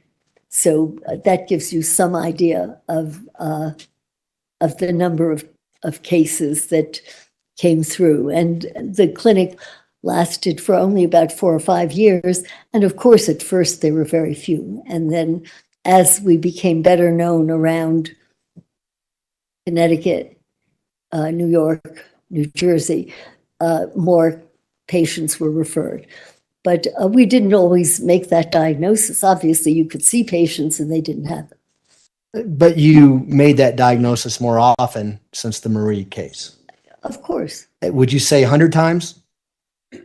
I really don't know. It would be a guess, but certainly I know how to interview better now. I know how to interpret things better now than I did then. And, have all those, I missed, I probably missed more than I ever made. Have all those diagnoses been in criminal cases where someone's facing criminal charges? If I didn't see it, No. I'd never believe In it. fact, our first case when the clinic opened at Bellevue was a 4-year-old child from our kindergarten or preschool there, a child who was referred to the clinic and who indeed. In criminal cases, do you have any skepticism going in that the person may be faking dissociative identity disorder? Always. Tell us about that. Just that you always have to be skeptical about it. Well, just even about your own skills, not just whether somebody's faking or not. You have to you have to be appropriately modest about your skills and your ability to recognize it. Sure. And in your book, you write, alternate personalities leave evidence of their existence all over the place. Jonathan, who is the neuropsychologist, is that right? No, he died. He was. Well, the bigger the paycheck, the less likely I find that people are faking it. It's weird how that Jonathan correlates. And I have been able to trace clues of multiple personality disorder all the way back to early childhood. Yeah. Teacher reports, social service records, medical charts, letters to friends and relatives, journals, diaries, drawings, all pieces of the puzzle that, when fitted together, reveal the picture of a divided, often fragmented mind. It often did. Correct. What I'm saying there is that you get data. In fact, I noticed that in some of your reports, I think there were references to certain kinds of skid, interviews and things of that sort. But just what reports? what I was trying to say is that when we make a diagnosis, I pretty much insist that there has to have been evidence that this existed long before I ever set eyes on the person or the person set eyes on me. And very often you will find writings or drawings or all sorts of evidence that somebody has produced, or even signing into hospitals, all sorts of things. And I insist that whatever it is, have, or try at least to have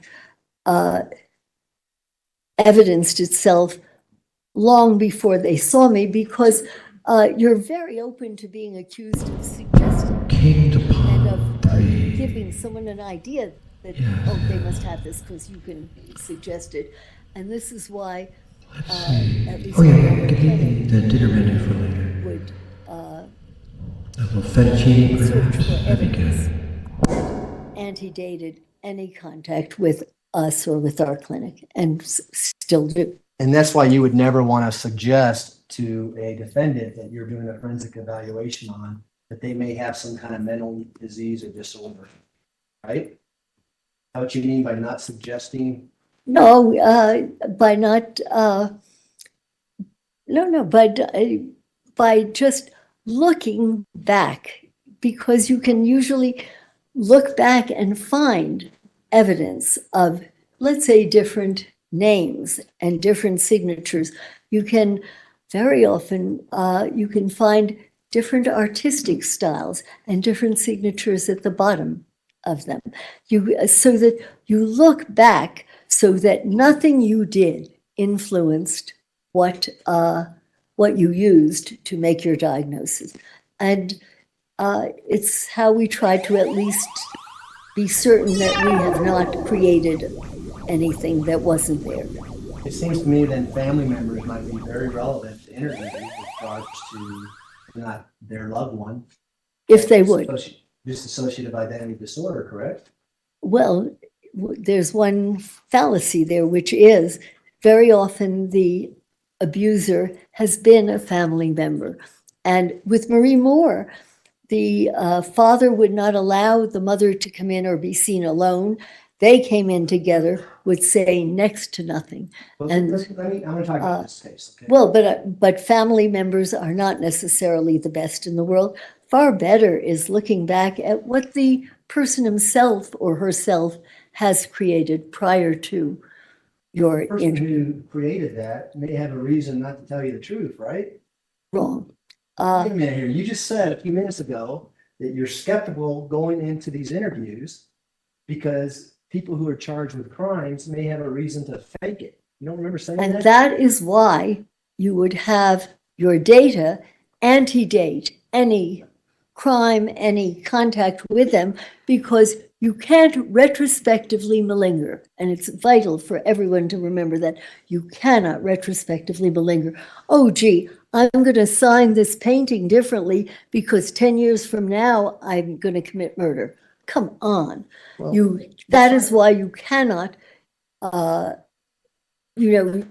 that's why you don't just take something that was produced after you met with the person, why you look back and you beat the bushes for any data. Letters, old letters to people, letters to and from, old social work records, old medical records where you signed in for some procedure. What about a daughter named Harley Hunt had been with the defendant her whole life, every day of her life? You don't think it'd be relevant to talk to her to see if she saw any signs of dissociative identity disorder? Oh, sure, it would be very helpful. So And what did Harley have to tell you when you talk to her? I asked the attorneys with whom I could speak, and I was not put in touch with any of these people. And so I did not use them unless if they had years before made some kinds of notations about the person, that would be kosher. You could probably look at that. But you say in your book that there was a case in Florida you were subpoenaed or asked to come and give opinions on, and the wouldn't do what you asked them to do, an MRI, EG, logical testing, and you refused to testify. Remember that? I don't remember which case it was. No, this was written when? In 86? I don't.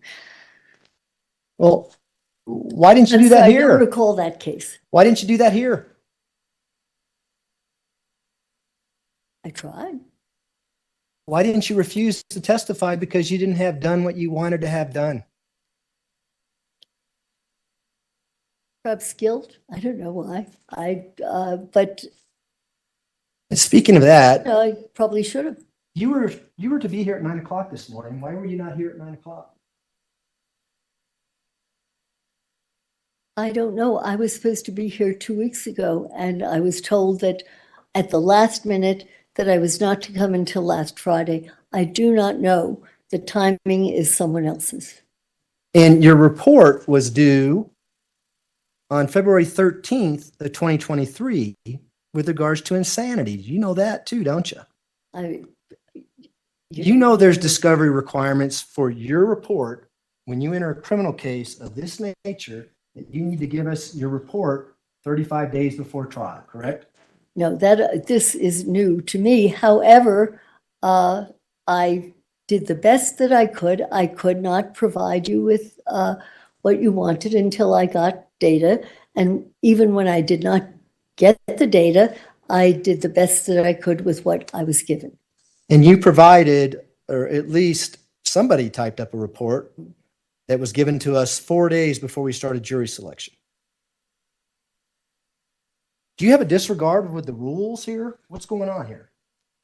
I don't think I have a disregard for the rules. Do you have an unconscious bias with regards to dissociative identity disorder? An unconscious bias of what? What are you talking about? Based on your evaluation, Marie, and all the other diagnoses you made, you go into evaluations thinking, I'm going to look for dissociative identity disorder. No more than I'm going to look to see whether there is bipolar disorder, whether there is brain damage, whether there is seizure disorder. No, no more. What does crazy, not insane mean? Crazy, not insane means that there are individuals who have very severe mental illness. Call it crazy, but they are not considered insane because they may not meet the criteria of that particular state or whatever it is, so that they may be crazy as a bedbug, but it does not fit an insanity defense, and the insanity varies, as you know, from state to state, so that you can be quite crazy in one place, but not insane. So you can commit a murder where there may not be any motive or any reason why that person committed the murder, but yet you could still be legally sane. Is that what you're saying? I don't think that's what I said, no. And you commit a murder that may not have a motive to it and still be legally sane. For instance, a mother shakes a baby. What's that baby? No reason other than the baby crying. The person still be legally sane. Can the person be sane? Yes. Depending on where this occurs, yeah. Is that what you mean by crazy, not insane? That is only one. That's only one small. There's millions. What? There's probably hundreds of crimes that fit that category.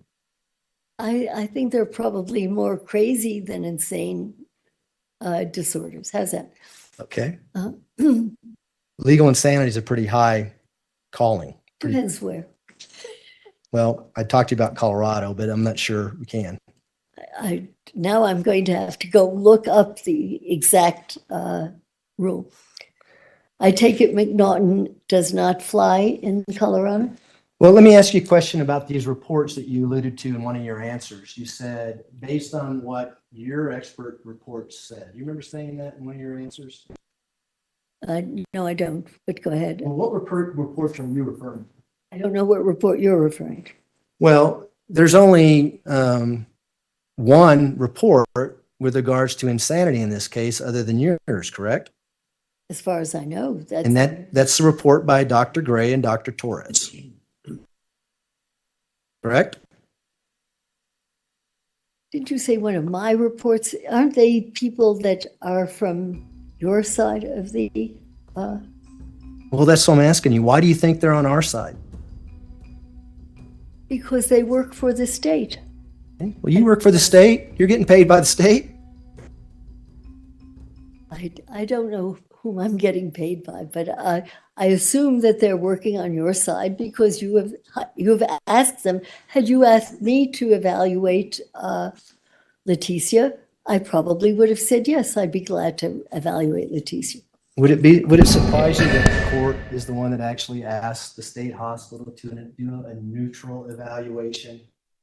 And she would have found her It would sane. not. However, when you ask the state to do this, the state is the one that is, the people there are being paid by the state. And it is usually with that slant, just as when a public defender gets a case, it is usually slanted in that direction. Are you basing that just because they found her legally sane at the time? That somehow we brought them into this case? No, I'm not basing it on anything. I don't know them. I don't know. You're quite familiar and you've testified in other murder cases where the prosecution actually goes out and hires an expert. That person comes in and testifies on behalf of the prosecution, correct? Like Park Dietz and Associates. That's the only thing, the only person I can think of. So that didn't happen in this case, did it? I don't get it. I mean, Park Dietz is Park Dietz. What? So you have no idea how Dr. Gray and Dr. Torres became involved in this evaluation?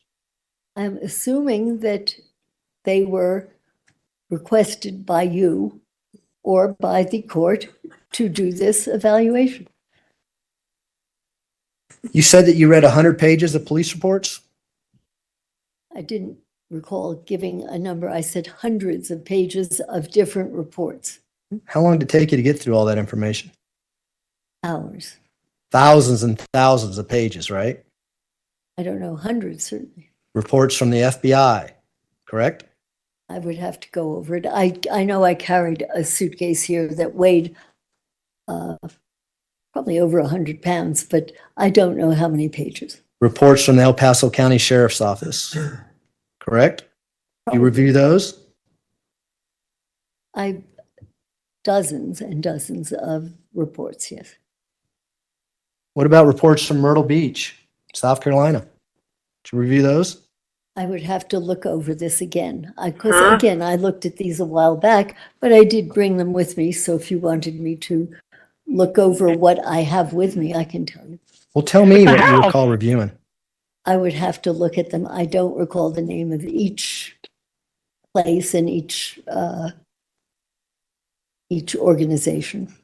Mr. Tellini asked you questions about him being in an interview room while you're conducting the evaluation. You remember him asking you that? Yes. Do you remember giving 3 answers? 1, want them to see what I see.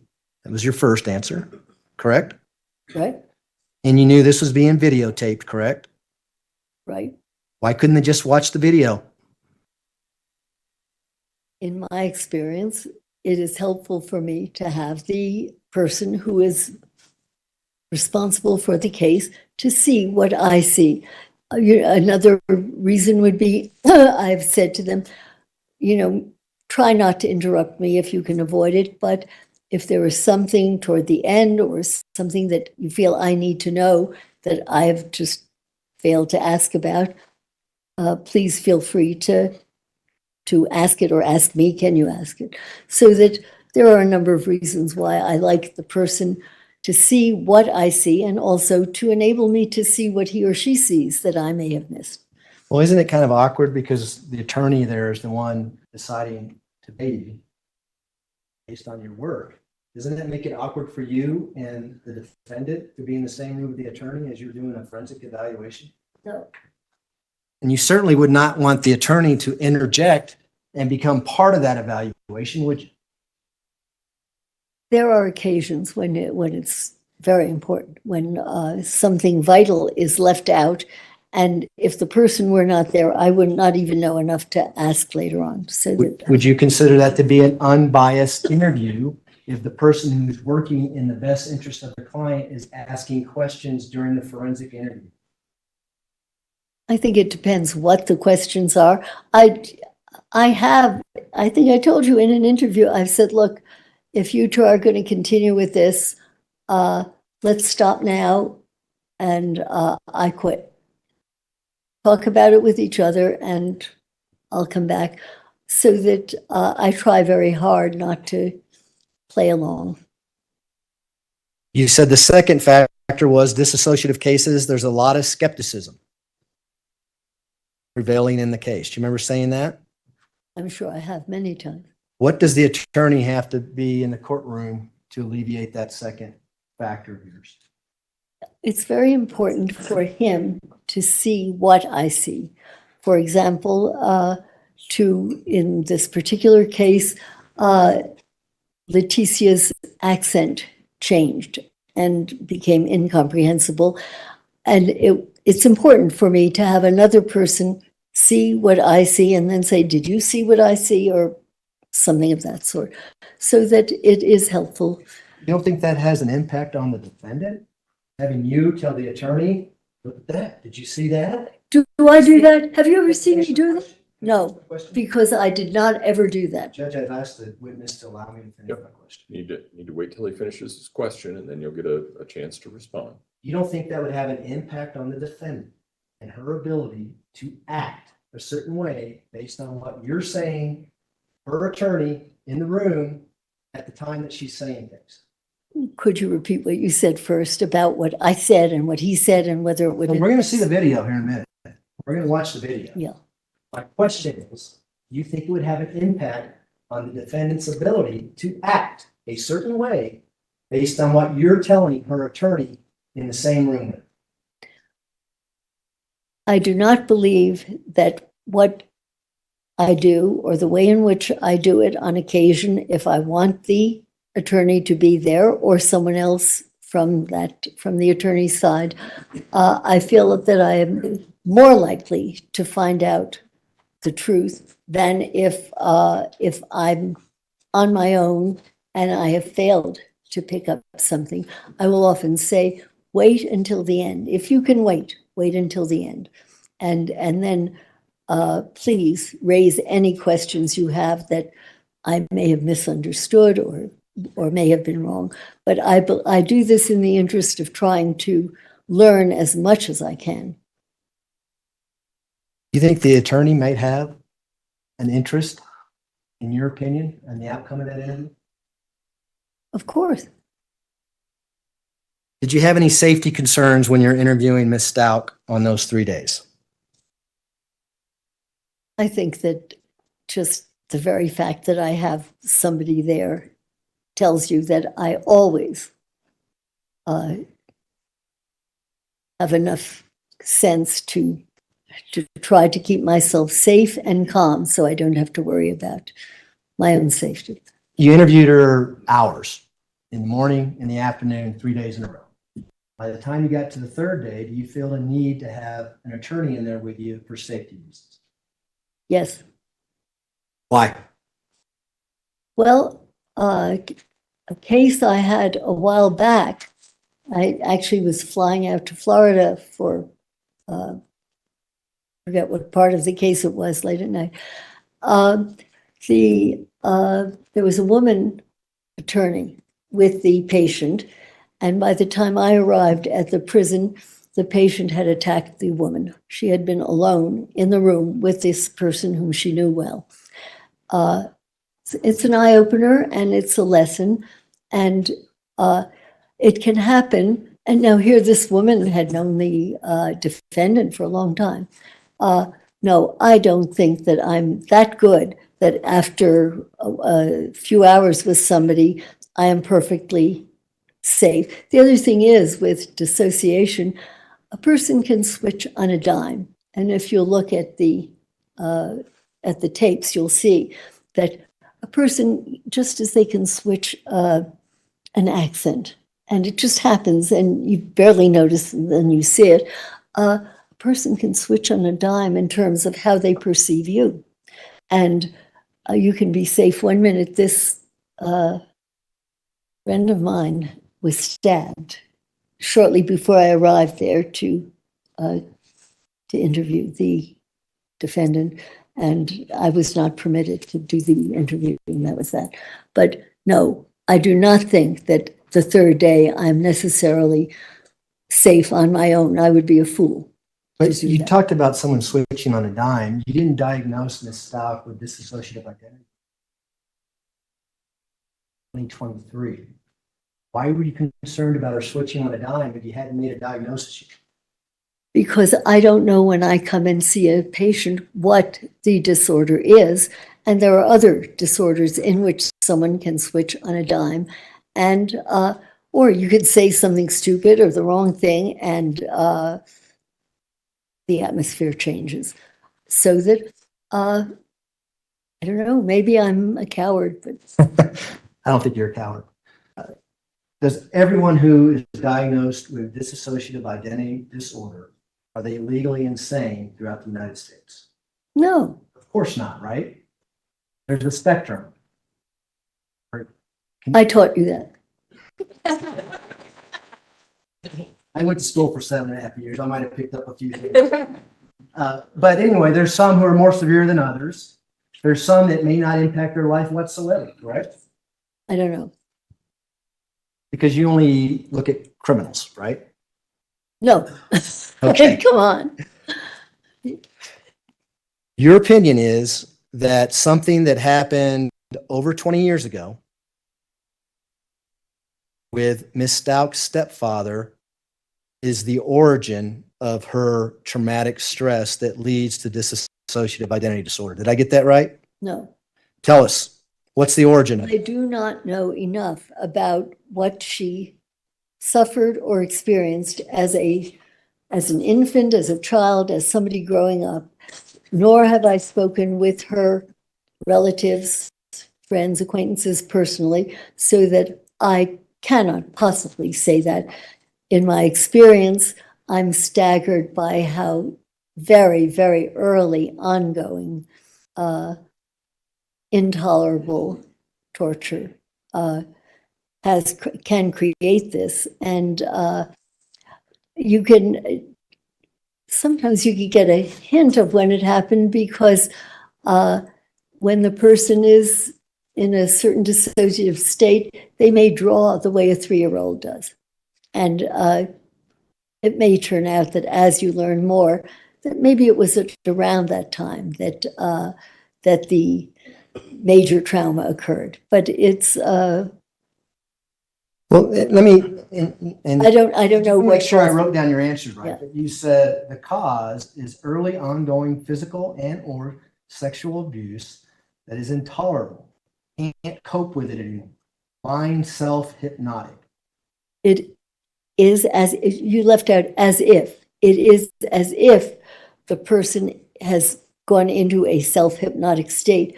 I have used that term because for me, it makes sense.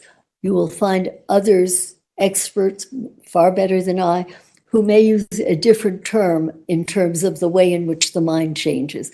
But for me, it is most understandable to say it is a type of self-hypnosis.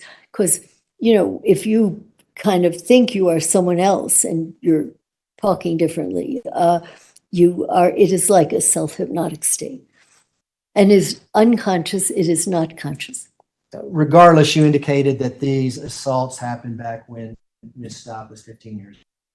Remember saying No, that? I said I know only from other people's histories, and maybe one time where she told me from about age 5 to age 10, some things occurred, that these things have been documented by other people. I am not telling you when. I suspect that we don't know a lot of what went on early. But we do know that she got a softball scholarship, that she got her doctorate's degree, that she, Would you explain the doctorate's degree, where she got it and how? did you not know that she got a doctorate degree, doctor? I don't know if you count it the same. It was over the internet, and it was like Coursera or something like that. I think that you need to look at that a bit.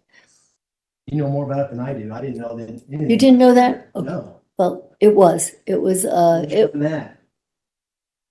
I don't know, some of those big boxes. Watch the videos. It's not on the videos. It's not there. I don't know, but that's where she says she got it.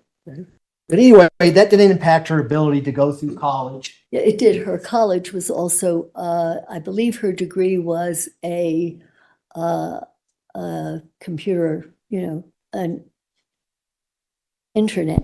Yeah, that's She what I did. succeeded in life, had a daughter, married twice, Wow. right? And then all of a sudden, out of nowhere, Why would you say succeeded, married twice? This is not a victory. she didn't murder anybody. She didn't murder anybody within that 20-year period. But she managed to marry some really unpleasant people. I'd say those were big mistakes. And just coincidentally, you come involved, and now all of a sudden, this event that happened 21 years ago is the cause for her killing is sick. 11-year-old girl. Is that what you're telling us, Jerry? No, I'm not telling you this. Then why is it relevant? We're trying to understand what happened and why it happened. And I'm just telling you what causes, in my experience, in my limited experience, what causes this kind of phenomenon. But I don't consider her having married twice inappropriate and less than loving human beings a success. Nor do I Maybe it was consider her, though. You ever thought of that? degrees. When do you think her dissociative identity disorder started? Wow. I don't know with her. If you were to ask me, You just know that she has it earliest, because the she told first, you she does. Patient at our clinic was 4 years old. Wow. You didn't think that was important for your opinion to give this jury when her diagnosis started? Only if I knew it. Well, you reviewed the jail records in this case, right? But they're incomplete, and we don't have enough data to say when this started. But you can be pretty sure that it tends to be early and ongoing and intolerable. Well, it started when she said it started after June 5th, when her competency was raised in court. You remember reading that? It doesn't matter what she says when she says something started. In fact, Dr. Torres specifically asked her during the competency evaluation, you answered a question a certain way about multiple personalities. Would you tell us about that? And Ms. Stauch didn't have anything to say. Remember that? I don't know. Would that be significant in your opinion? I would have to know the whole context of it. In fact, it wasn't until the second competency evaluation with Dr. Grimmett that dissociative identity disorder became an issue in this case. Right? I believe you. I don't know that for sure, but it certainly could be. You reviewed the reports, did you not? I did, but I reviewed hundreds of pages and I can't quote date. Yeah, I don't know the court. How much longer you want to go? It's about 10 till. About 5 more minutes. Okay. But it's up to you. I understand the subject, so. I've got, we're going to get into videos tomorrow, so I've got quite a bit more. It'd be let's go good. for about 5 more minutes. Okay, sure. Yeah.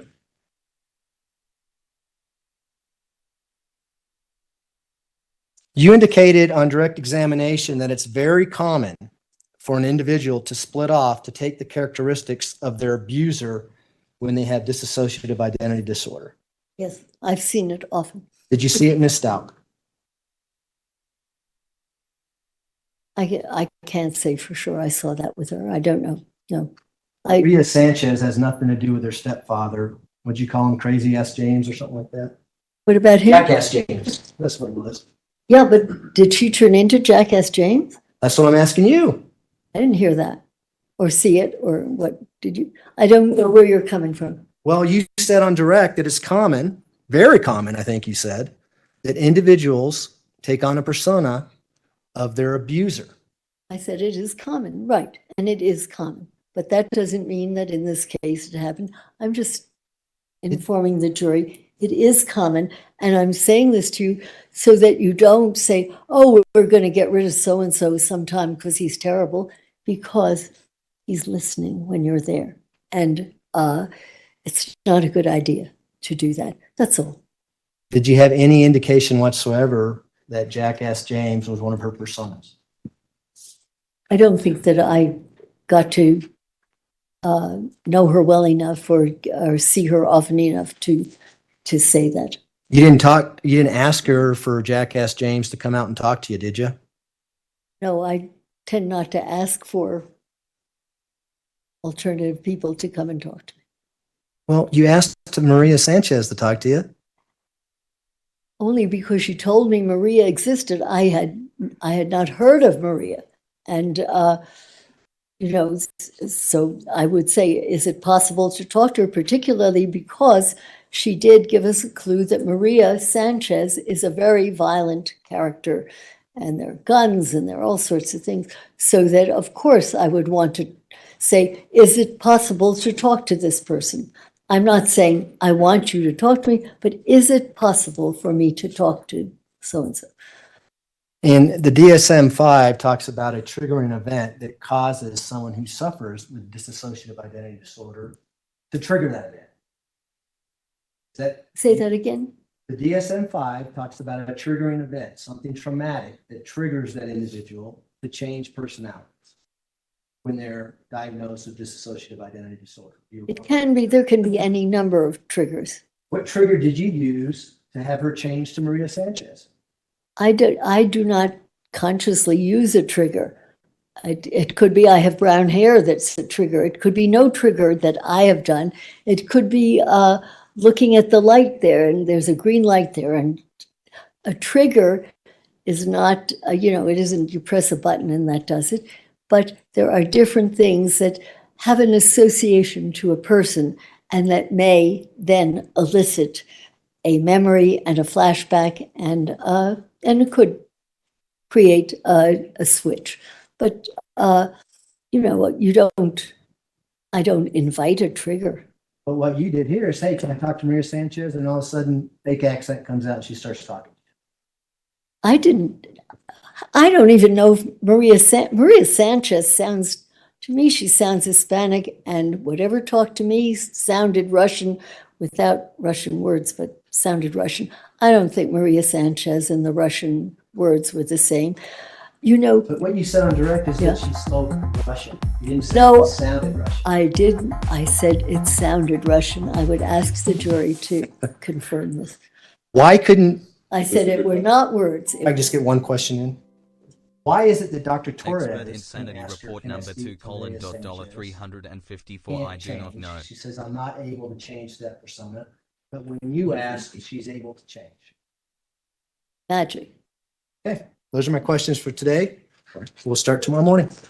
All right, ladies and gentlemen, we will take our evening break. If I can have everyone back where they need to be so that we can start at 9 o'clock in the morning, we should be able to start right on time. Again, do not discuss the case among yourselves. Do not discuss the case with anyone else. Do not do your own independent research about any aspect of this case.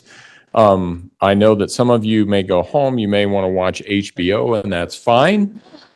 Just don't watch any documentaries. Don't watch anything about this case, any witnesses having to do with this case. So with that, we'll see everybody at 9 o'clock in the morning.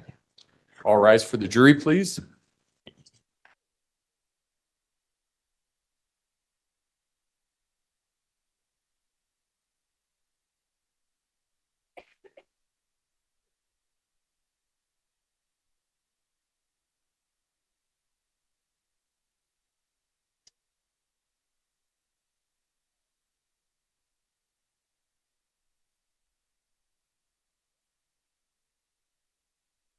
step down. What do you make of that? He lied. Thank you. You may all be seated. Record should reflect the jury has left the courtroom. So Why don't we? if we can start everybody in the morning at 9 o'clock. And Dr. Lewis, I understood, and I'm just going based on what the attorneys told me. I understood that you were going to be here this morning, and you weren't. I get that. I had then said that we would start at 1 o'clock. You weren't here at 1 o'clock either. Let's be here at 9 o'clock tomorrow morning. Okay. Supposed to be here too. I understand. Comes on me the last minute, the best I can. No, I understand, and the attorneys are trying to do the best they can too. So I understand, but let's be here at 9 o'clock in the morning so that we can all start at the same time. Is there anything else that we need to address at this point in time, prosecution? Yes, Judge. Based on the issues that have popped up as it relates to the meeting that occurred with Dr. Lewis just in the last on Sunday, and then the lack of being here this morning when required, I would ask the court to issue an order that nobody, either the prosecution or defense, talk to the witness while she's off the stand tonight to avoid any further issues. There's already been one of those in this case, and I think it would be in the best interest of getting truth to the jury to avoid any other issues on that particular front. And then I think you've already given the witness an order to be here at 9 a.m. tomorrow morning and be ready to testify. But I do think it's important, as we're trying to get to the truth of the matter here, that we don't have any impairments with this particular witness. Mr.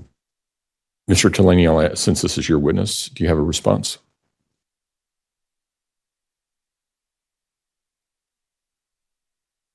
Okay. That request is granted. Dr. Lewis, aside from logistical issues about getting back and forth from wherever it is that you're staying to the courthouse, don't discuss this case with anyone else. Don't discuss it with especially don't discuss it with the attorneys. This is a cross-examination. There should not be, your opinions would not be able to be, I wouldn't allow them in at this point if you were to have a conversation with the attorneys overnight and then something were to change tomorrow in any event. So I think probably the cleanest way to avoid all of that is just don't have any discussion with the attorneys about your testimony either today or tomorrow or the case. And we'll leave it at that. Your Honor, given that I'm unable to tell you why times change, why they this week and not 2 weeks ago, various times that have occurred. So without speaking with them, I can't tell you more than that. So here is. Okay. I will need some We can help talk getting about it. logistics. Yeah, we can. Right. Talk about the case. Right, just not about the substance of the case. And then we'll see everybody tomorrow morning at 9 o'clock. One caveat, I don't know. Okay.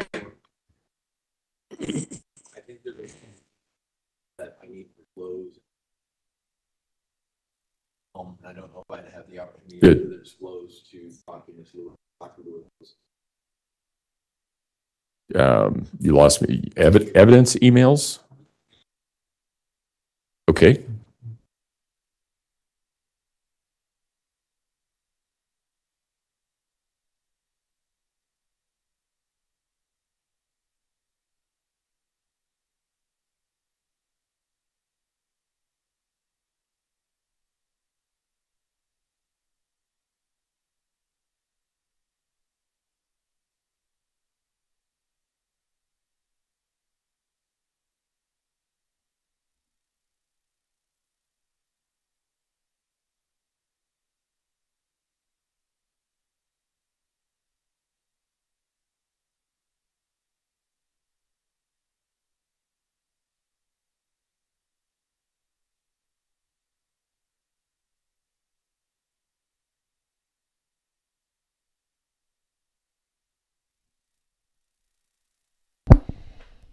Yeah, it was insane today.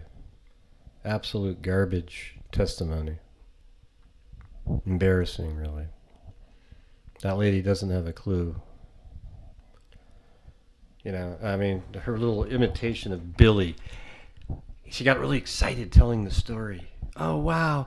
I remember this one time when I had this person, and then they went into their other person, and they went, "Hey, I'm Billy. I'm gonna..." And she's like, "Wow, it was so weird. I actually saw the client go into the other character." And I'm thinking, right, it was a joke. They were pretending to be the person. What made you think it was really Billy?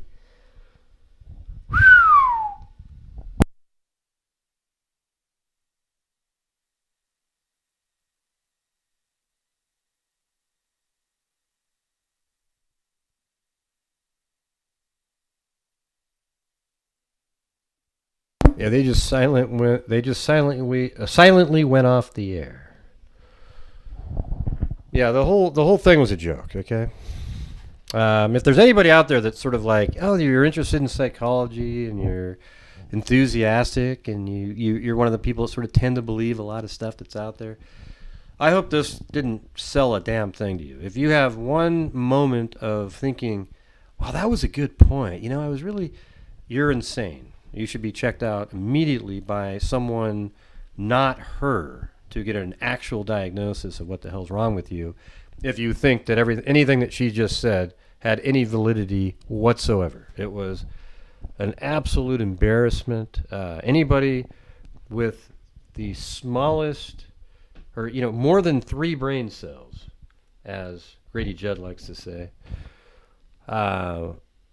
could be able to determine that was an absolute embarrassment. There was nothing of value whatsoever given in court today. It's like, the thing is, it's hard to even think of what to say because every single thing was the same way.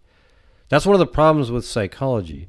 When these psychologists that come in, the hired guns that come in to give the diagnosis that the defense wants, and sometimes even the prosecution wants, they're just believing what somebody's saying by interviewing them.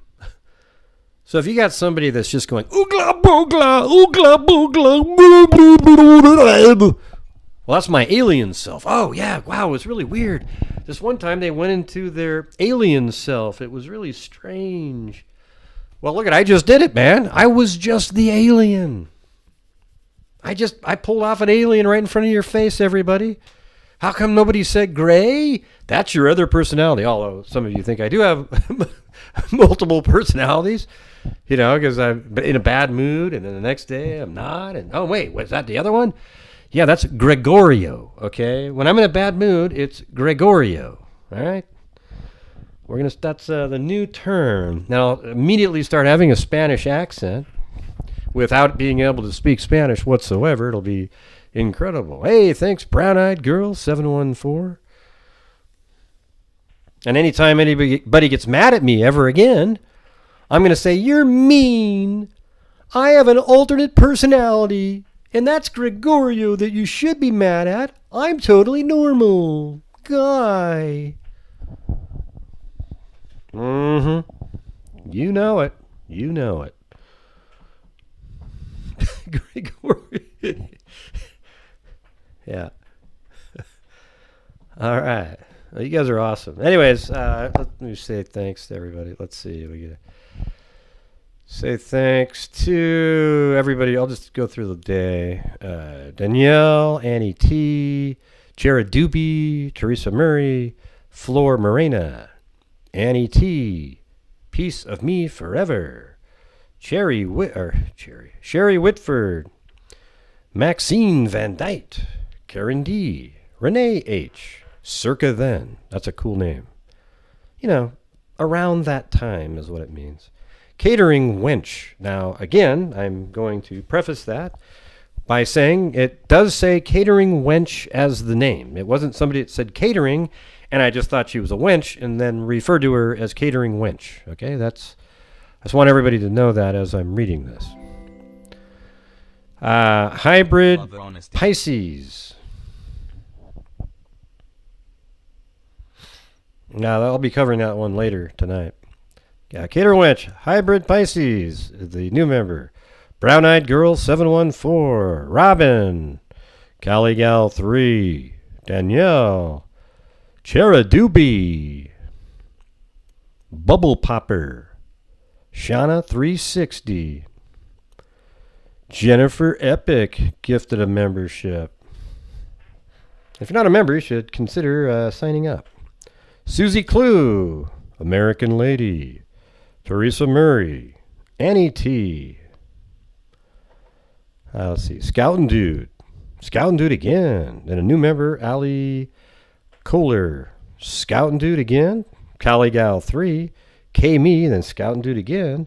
Simple Life Days, Donna D, Danielle, then Scoutin' Dude with a double cat eye. Very generous, very generous. Thank you very much for all that.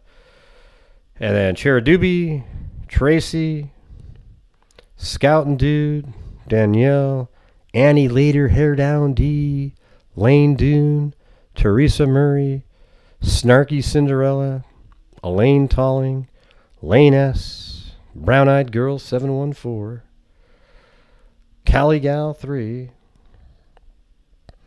and Danielle Burl, Wendy Johnson, Dr. Luminous, Matthew Ludovico, Brown Eyed Girl 714, and Robin. Thank you. What if we could go see if we could play? Hold on. I think it depends what the questions are. I want to hear that Flora Morena. You know, because I'm in a bad mood, and then the next. Where's the hot mic? A little imitation of Bill. Times change. In any event, There's already been one of those. don't watch anything about this case. To have her changed to Maria Sanchez. Without Russian words. This case. I know that some of you may go home. You may want to watch HBO, and that's fine. Just don't watch any documentaries. Don't watch anything about this case, any witnesses having to do with this case. So with that, we'll see everybody at 9 o'clock. I want to hear the hot mic moment. All rise for the jury, please.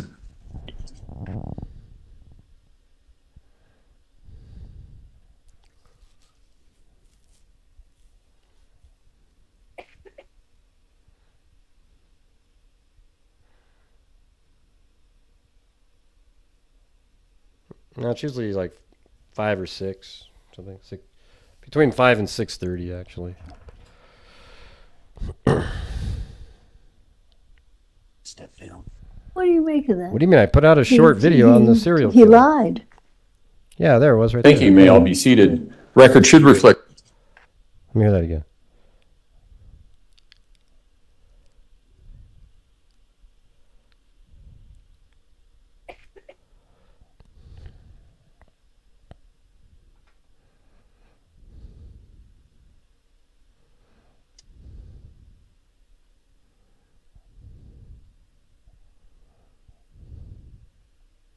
I'm trying to listen to that one more time.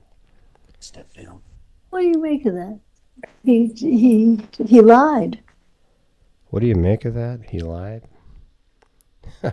Well, I mean, if you're going to say that, you need to look in the mirror, ma'am. Okay? You lied the entire day on the stand. There's absolutely no way a legitimate person of any kind could see and believe that she has multiple personality disorder, which is now called dissociative identity disorder, okay? Because you probably wanted to come up with something more PC, a little bit more, something more that you could, sort of twist around. When it was called multiple personality disorder, that seems really distinct, okay? But when you call it dissociative, identity disorder, kind of gives it this weird sort of, nebulae where you can kind of twist and turn and make up things and make other things fit there a lot more easily, don't you think? All right. Anyways, hope you guys had an interesting time here today. We'll be going over later tonight the serial killer, it looks like, that's hanging out in UC Davis. Somebody let me know that UC Davis happens to be the team that Washington State University, or Idaho, was playing, I guess, apparently the same weekend that the Idaho 4 murders happened, but, it doesn't mean much to me. It just feels like there's, this guy, definitely it's a serial killer. If the lady dies that was in the hospital that was in critical condition, because there are 3 different people that don't know each other on 2 days. It was on the 27th of April, the 29th of April, then the 1st of May. So 222. So there could be one on the 3rd. I had an error in my video when I said the 4th. But, you know, if there happens to be 2, you know, if there's 2, and that's a pattern, then there would be another one on the 3rd. But it's likely that, you know, it's not enough to make a pattern out of. No, it's not just killing homeless people. Yeah. There's one homeless person, and then there's students and other people. Just to let you know. All right. So there we go, everybody. We will see you. Yeah, the woman that was killed was stabbed through her tent was homeless. The other ones were just at parks.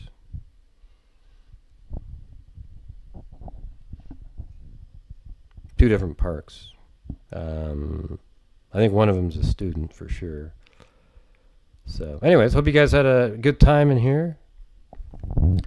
Did you at least, you know, I try to provide some humor at times, just because, I mean, it was so dry, that whole intro. I mean, have you ever heard an intro like that?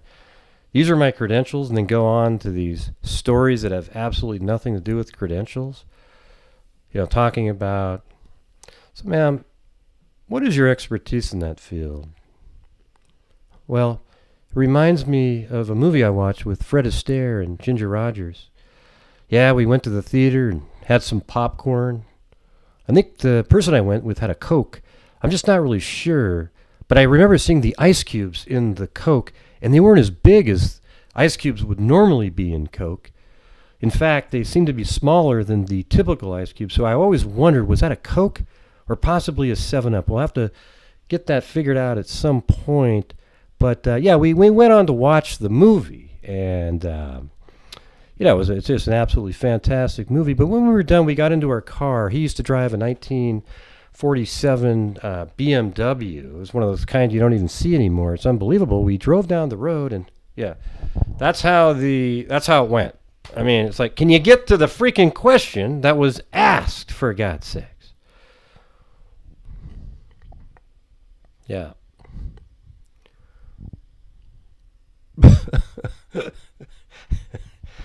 All right. Anyways, we'll see you guys later. So probably in like a couple hours, maybe an hour and a half or so. This one went a little later. Normally he's been checking out at 3:30. So we'll see you guys later. All right. Thank you for being here.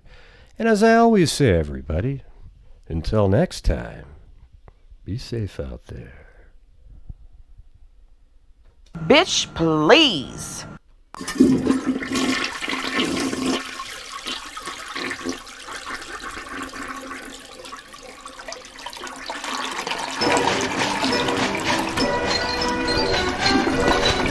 Yes, you too, everybody, can sign up for the new psychological expert. Yes, you too, for only $19.99, can buy an absolutely ridiculous evaluation and sell it to all your friends.